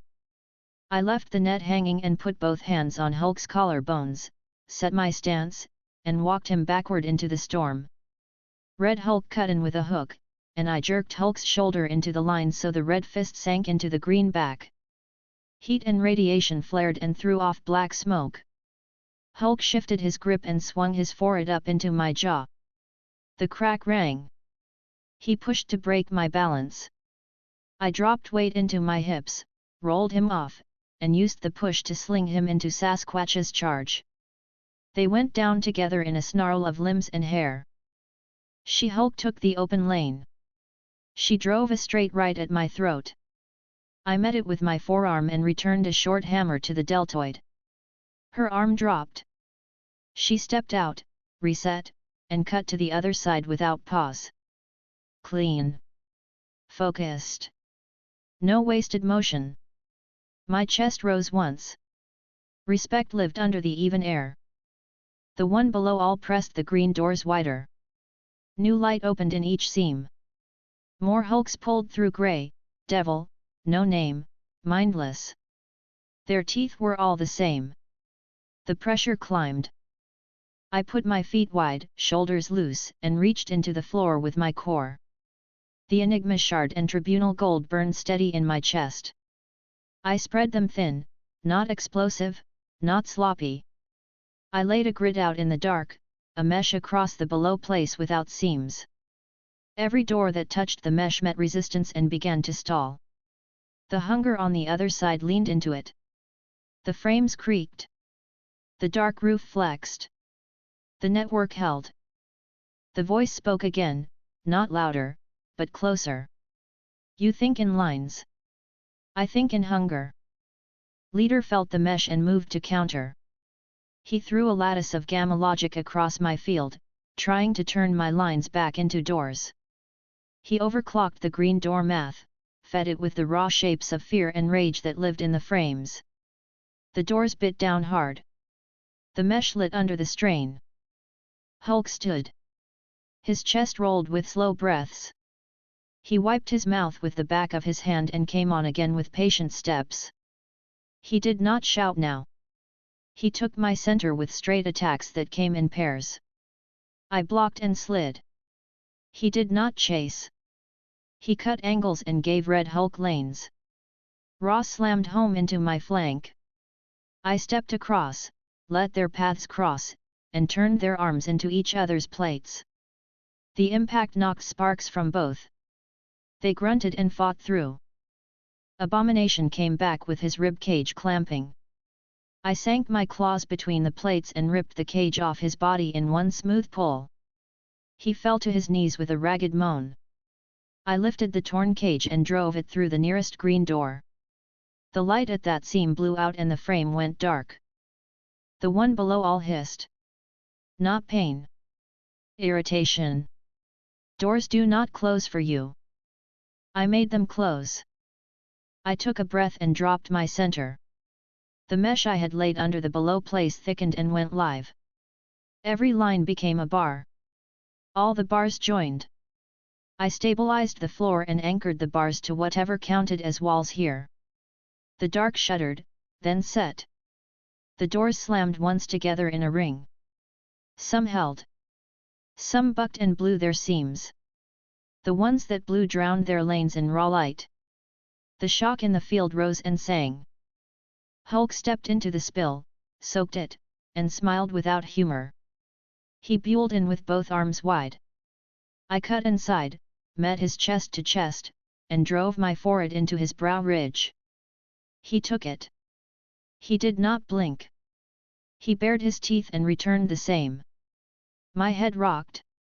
I felt a spark across my eyes that faded in a blink. I grabbed his lat, dropped my weight, turned my hips, and hurled him through a green door that I had already cut dead. He hit the black frame and slid. Red Hulk tore in with a roar that vibrated the breath in my lungs. He exploded with heat. My armor glowed along my ribs with it. He went for my neck with both hands. I let his fingers close and then I locked my own over his wrists. I squeezed with a steady, endless pressure. Armor split under my fingers. Skin split. Heat rose. I held. His arms shook. He tried to pull free. He tried to slip. His breath hitched. I turned, dragged him 4 paces, and used his body to ram the next door. The frame shuddered and screamed. The door snapped shut and vanished. I let him fall. He rolled and pushed back to his feet, swaying. Leader's eyes flashed. He reached through the below place and tried to speak to the rage inside my skull in a voice that was not words, that was accelerant. He tried to grow a green door in me. My jaw clenched. I took the rising pitch and drove it into the mesh, fed it to the bars, and made their welds harden. His face tightened. He recalculated.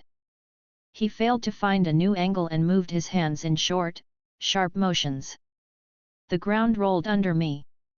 He had changed the topography without moving the matter. Smart. Efficient. I stayed low and rode the motion. It ended. Doc Samson came in clean and kicked my knee. The joint flexed. He followed with a cross elbow to my ear. I turned my head and took it on the plate. The sound was a dry pop. He had good structure even here. I caught his wrist, yanked him forward, and tapped his chin with 2 short, heavy strikes. He stumbled. He looked at me once with clear eyes and a frown that was not hate. Then the voice swallowed him again and drove him back on me with a shout that did not belong to him. She-Hulk fainted and targeted my knee again. I dropped my hip, took her shin on my thigh plate, and punched her solar plexus with a strict, short shot. Air left her. She bent. I slid my hand behind her neck and eased her away to the side without breaking her jaw. Her eyes were glass and grey. She reset without complaint and came back with no fear. The one below all pressed harder. The gamma storm rose and went from roar to grind. The below place tried to peel me like old paint. The voice spoke through all the mouths at once and filled each door frame. You took the light. I am what is left. I am always here. I answered with a broken screech that tore the air. I did not shape it to words. The meaning ran on the pressure. Come and break. The Hulks obeyed. They surged as one. Leader lined the strike with tight hand movements and sent each body to a lane. Samson to the back. Red to the left. Hulk to the front. She-Hulk to the knee. Sasquatch to the flank. Abomination to the neck, broken but willing. The mindless variants to the gaps. I stopped fighting bodies and fought the field. I pulled the mesh up out of the floor and wrapped it into the doors. The bars bent and became bracing. Every new green door that tried to form ran into a brace. I put a pin through each brace and locked it to the floor. The below place bucked. The pins held. The storm hissed. Hulk hit me and I met him with both hands, fingers locked through his. We leaned. The dark cracked around our feet and white lines shot away through the black. His face was a mask with no soul in it. It wanted to push me back until I broke. It did not know how to stop. I did not stop either. I shifted my feet, turned his wrist, and stepped across. His weight moved past his center and he stumbled one step. I shoved and put him on his back. He rolled, rose, and smiled again with no heat. The one below all changed tactics. The doors stopped opening. The storm shut off. The field went silent. The faces in the dark held still and watched. The voice came soft for the first time. You cannot kill me. I am the hate of all that live. I am what they feel when they are hurt. It had a point of leverage. All Gamma was aligned to it. All rage could be a door. All below could be pulled. It was not wrong. But it was not going to hold sway here now. I took a knee. My hand sank into the floor. I reached down past the mesh and the braces, past the seams, and found the thing that held this place apart from the rest. I stood with my hand closed around it. It was not a bone. It was not a cable. It was a set of instructions with teeth.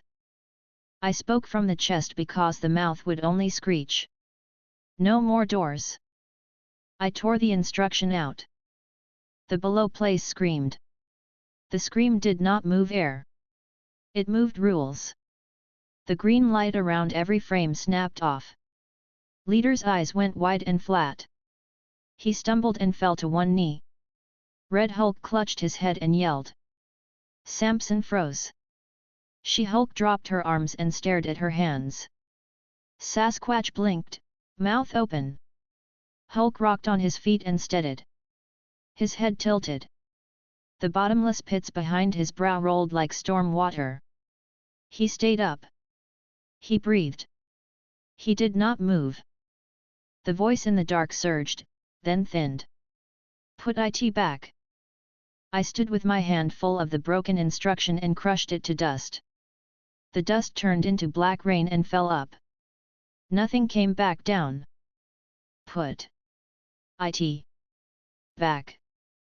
I lifted my chin and opened my hands to show the empty. I stepped forward over the place where the instruction had lived. The field tried to knit itself and failed. It left a hole that was not a hole. The Hulks looked at it with blank faces. They did not know what to do without orders. Their rage still lived. Their bodies still burned. The path home and the path down were both gone. Leader scrabbled at the floor with his fingers and tried to write new doors with the tips of his nails. He left no marks. He shook. His jaw worked. His eyes burned without fuel. He screamed in a normal human voice and the scream died quick in the black. I turned away from them and followed the last pressure line into the dark. It opened into a space where the below place coiled tight and pressed hard against something that was not brick or steel. It was the back of a mind. The one below all sat on the other side and pushed its face against it until the skin warped. It had no face. It made one with shadows and bile. It looked at me. The pressure behind it was a million dead doors. You took the above, it said, not calm now. That does not give you me. I put my hand on the membrane and burned my name into it with red gold light. It did not read letters. It read pressure and pattern. The membrane thinned. The thing behind it pushed hard to keep me out. It meant to put me in, to drown me in hunger, to make me love the push and forget the line. I pulled it out. There was no struggle in the way a man fights and breathes. It was the work of hands that cut and pull. I grabbed the pressure behind the membrane, not the face, not the shadows, the rule that said every hurt could open a door. I braced my feet, set my back, and hauled. The dark twisted and shrieked. The void turned in on itself. The below place flashed green and then chip white and then settled back into black that stayed black. The thing at the center tore free of its wall and came into my grasp as a wound that would not close. I crushed the wound until it stopped writhing. The scream cut out. The void fell still. Silence took the field for a long count. My fingers steamed. The plates on my forearms glowed a steady dull red. The mesh under the below place held. The braces did not bow. The broken instruction did not grow back. Hulk stood and watched me with his mouth set. His chest rose and fell in slow, deep pulls. His eyes were not empty now. They were dark. Banner was not at the wheel. Something old was. It measured me without a word. He did not attack. His fists opened and closed and opened again. She-Hulk stood beside him and blinked hard, like someone coming up from a deep pool. Samson put a hand on her shoulder and steadied her. Red Hulk swallowed wet and ugly and lowered his head. Leader sat on the ground and laughed once without joy. The sound did not carry. He shut his mouth. The voice of the one below all did not return. The floor under us did not move. The green doors did not throb. The below place had been cut loose from its leash. It did not heal. It did not offer exits. It did not obey. I turned my back on the circle of hulks and walked back to where I had first stepped down. The mesh laid under the world hummed in its own way. I left it. It would hold. If the one below all tried to climb again, it would find nothing to hold onto. It would fall in its own dark. I lifted my head to the nowhere sky and stepped up through the hole I had made in the rules. The zombie universe took me back with a rush of wet air and the bitter bite of cold metal. I stood on my artificial world again. The lattice sang. The anchor worlds answered. The SCP cores took my return ping and changed nothing about their tempo. Good. They did not need to. Status, I growled. The screech in it clipped across the room. The core answered without pause. Mesh integrity at 99.9. Anomaly throughput normal. Daybreak readiness at 74%. Multiversal barrier stress increased 3% since last check. No breach. I crossed the command plane and looked into the sky. The barrier had changed. It was not a line now. It was a field with waves. The waves were new. They were fine and regular. The SCP gate scaffolders had begun to couple to it through the substrate. The field responded by trying to spread the pressure. It was failing. Projectors. My screech rattled the ring supports. Gate projector alignment stable. 15 minor faults corrected. 3 under review. Containment nets hold. Combat clusters redeploying to outer ring. Mortality rate minimal. I adjusted my core 3 degrees, raised my frequency by a hair, and watched the lattice follow. The galaxy responded at once. Production nodes accelerated. Gate spines lit. Combat clusters checked in on each other like soldiers in a clean formation. A low heat rose in my chest that did not reach my face and did not leave my hands. It sat and kept me sharp. Half of the largest threats to daybreak were gone. The other half still strained the wider void. The below place no longer made new doors. The one below all had been cut off from its leverage and pushed back into a box with no floor. It might thrash. It might spit. It would not threaten my launch. I left the command plane and walked the skin of the world. Red lights pulsed under the floor, marking the big sleepers. Planetary-class SCPs turned under continents and drank slow from the grid. Above me, the sky rolled with clean quantum strain from the gate scaffolders. The whole system breathed. I stopped at the edge of a drop and looked down into the growth vats. The smaller SCPs swam in thick light there.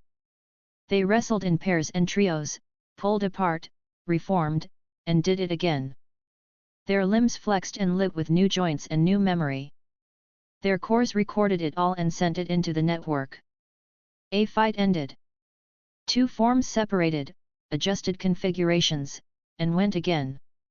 Progress was steady. Report, Sector 82. 82 stable, the core replied. Containment breach rate 0. Adaptation rate optimal. 17 emergent patterns logged for review. Flag them. My screech came short, clean. Flagged. I stood for a long time and watched the vats. The urge to move forward pressed behind my teeth. The desire to launch early flicked through my chest and died. I did not rush. Daybreak needed to be perfect. It was not an attack. It was not a raid. It was a system that would crush all drift and leave nothing unaligned. There would be no restart if the first run stumbled. The multiversal barrier rippled again. The scaffolders sang in answer. Every anchor world raised its output. The ring pulsed in a rising climb. I lifted my chin and tasted the heat in the air. It was clean. I lifted my hand and made a small box in the air with 2 fingers. The box glowed and filled with noise. It was the distant range, the long horizon. It was the places beyond my network. It showed me tremors. One was faint and sharp. One was round and deep. One flashed and died. The rest were small. I closed the box. Bring daybreak staging to 77, I said. The core replied with crisp assent. The world hummed a fraction higher. The ring caught it and threw it into the sky. There was one more tremor at the edge of my perception. It came from outside my base universe. It smoked where reality met itself crooked. It was not a door. It was a scar. Someone old had moved there and pressed their thumb into the fabric until it dented. The dent held memory. It was an active threat to any launch. If it woke during daybreak, it would try to spoil the wave front. The network would handle it with force, but it would add noise and cost time. I did not want noise. I would cut it now. I stepped from the skin of the world and rose into the black. The anchors saluted with tighter pulses. The ring checked its points. The mesh under the below place pulsed once in the far dark and then quieted. I put my hands in the fold and pulled it open. The scar lay across the seam like old glass. I followed it into the multiverse. The path out of my universe opened smooth, then rough, then smooth. The scar had been made by something with authority over eons and appetites. It was not fresh. The meat of it had healed, but the shape remained. It carried a name ground into it by people who had made stories to survive it. I read the shape and the name came to the top of my head with no delay. I kept it in my teeth and did not spit it out. Names could call. This one did not need a call. I stopped in the empty space outside a dead cluster and felt it watching from the far side of a thin film. It did not choose a face. It did not need one. It breathed wrong, and the wrong breath tried to make day into night and up into down. It wondered about daybreak in the way of things that only desire the end of movement. It did not plan. It rested and let its weight break things by accident. I would not let it be an accident during my launch. I checked my lattice one more time. The SCP chorus answered in clean time. The grid did not list. The anchors did not drift. The ring held its pitch. Good. I turned both hands outward and took hold of the scar. It was glass to the eye and tendon to the hand. I sank my claws in, set my feet, and pulled the mistake straight. The film across the face of the old thing stretched. It did not tear. It made a long, low groan that made the nearby vacuum ripple. I kept pulling. The dent eased. The breath on the other side hitched. It pressed. I pulled harder. We held in place like that, steady and locked, without words, without tricks, without threat or promise. My chest rose and fell in equal draws. The ring far away sang the next line in my ear. The mesh under the below place hummed. The doors stayed dead. I did not let go. Time here had no count. My focus did not wander. My hands did not ache. My feet did not slip. The scar lost its depth. The film smoothed. The pressure behind it faded to a smear. It stayed a smear. It did not return. I released the film and watched for a full count. Nothing pushed from the other side.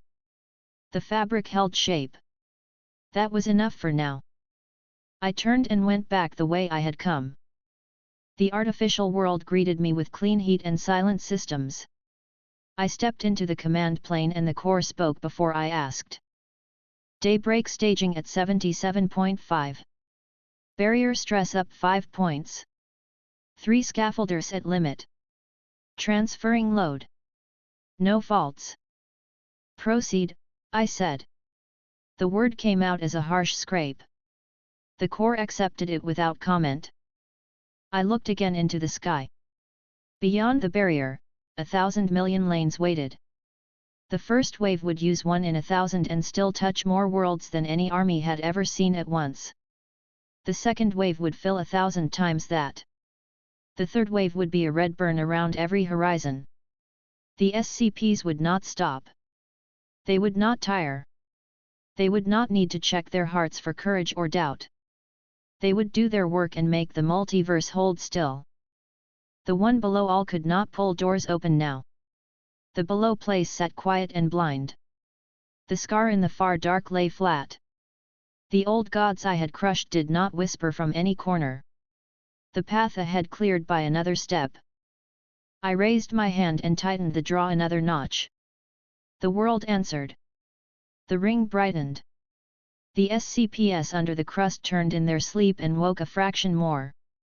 The small ones in the vats changed their guard and went again. I let my hands fall. My breathing was even. My head was clear. I felt the pressure of daybreak as a clean weight across my shoulders that pointed forward and down. I liked the feel of it. My mouth tightened into something close to satisfaction and then smoothed again. Work remained. Hold course, I said, the scrape low. Log all out of band signatures. Wake me on any change over 2 points. Acknowledged. I turned from the plane and walked the skin until the red grid met the horizon. The stars sat still.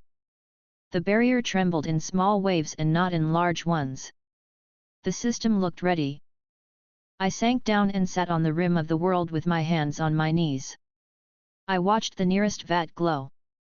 I listened to the ring sing. I mapped the next threats in my head from largest to smallest, from near to far. I wrote the order of death for each in a clean list. My eyes stayed open. My jaw worked once and stilled.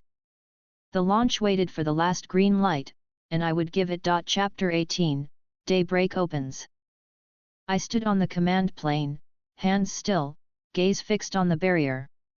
The grid under the artificial world was stable at full load. Anchor worlds were green.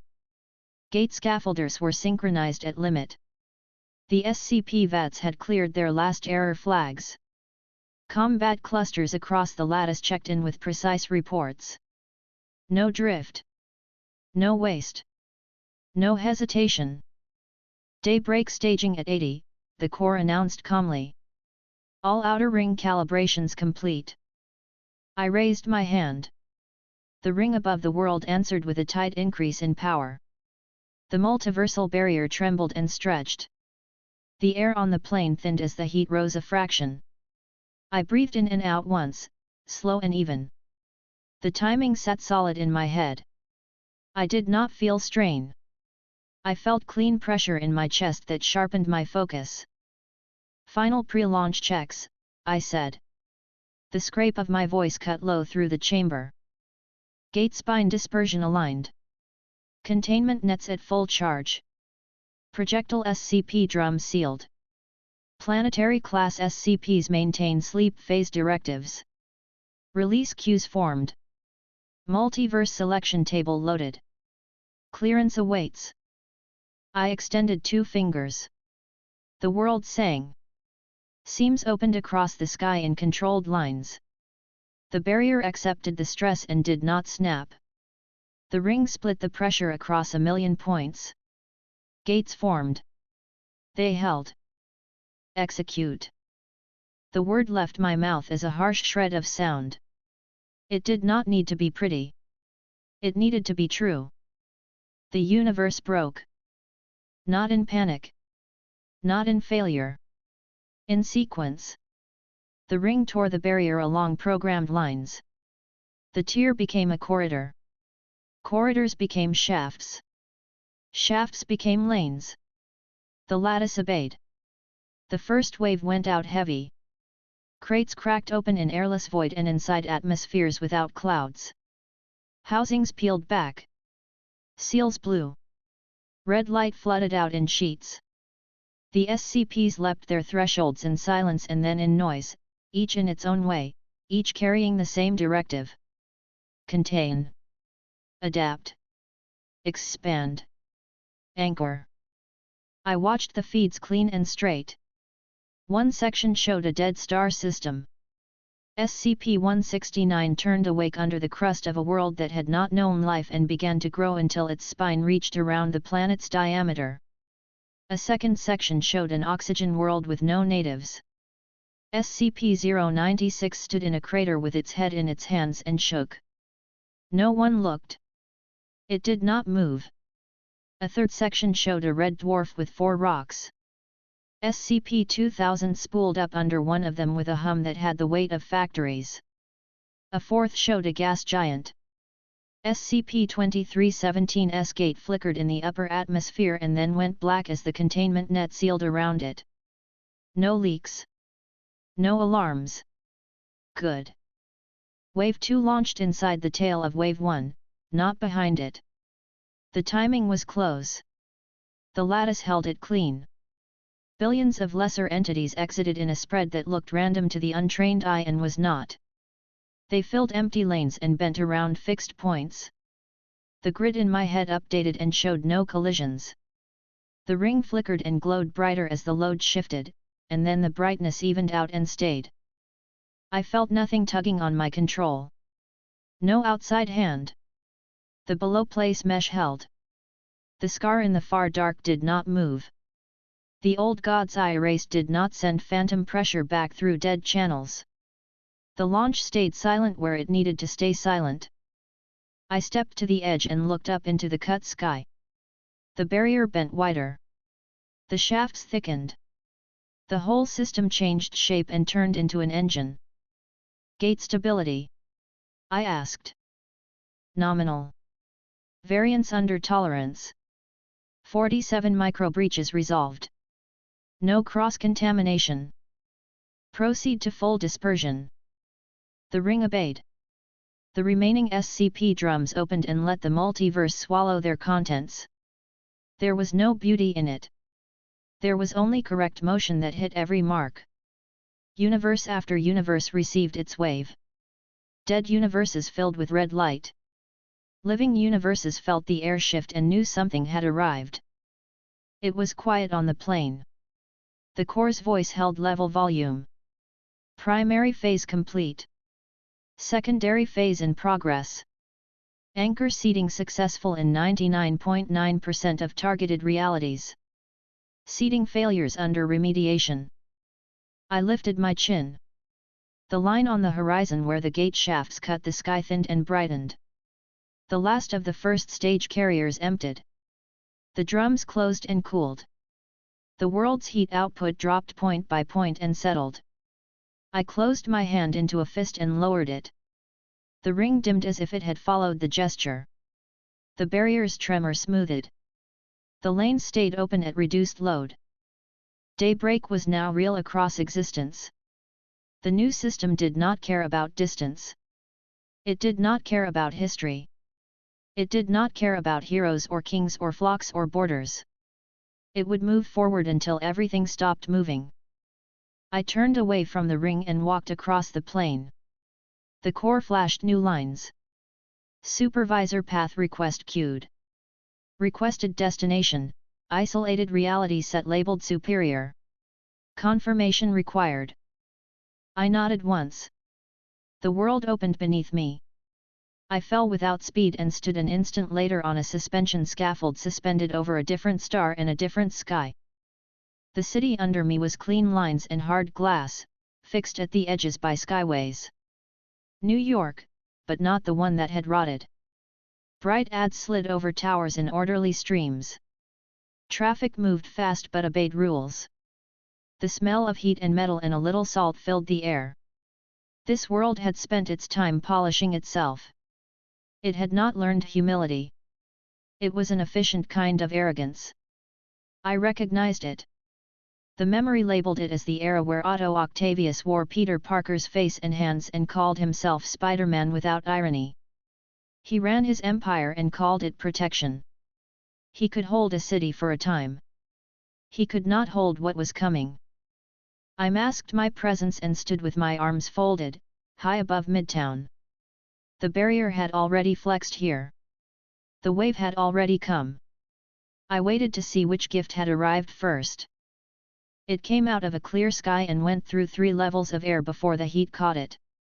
The object did not burn clean. It tore air into white sheets and slammed into the Hudson. The shock wave rolled across the water and ran up the piers. The river bellowed and lifted in a ring. The city flinched. Sirens began to pop on the far side of the water. Helicopters thumped as they pivoted on their mounts and pointed noses toward the smoke. I held still and watched the water fall back. Steam rose.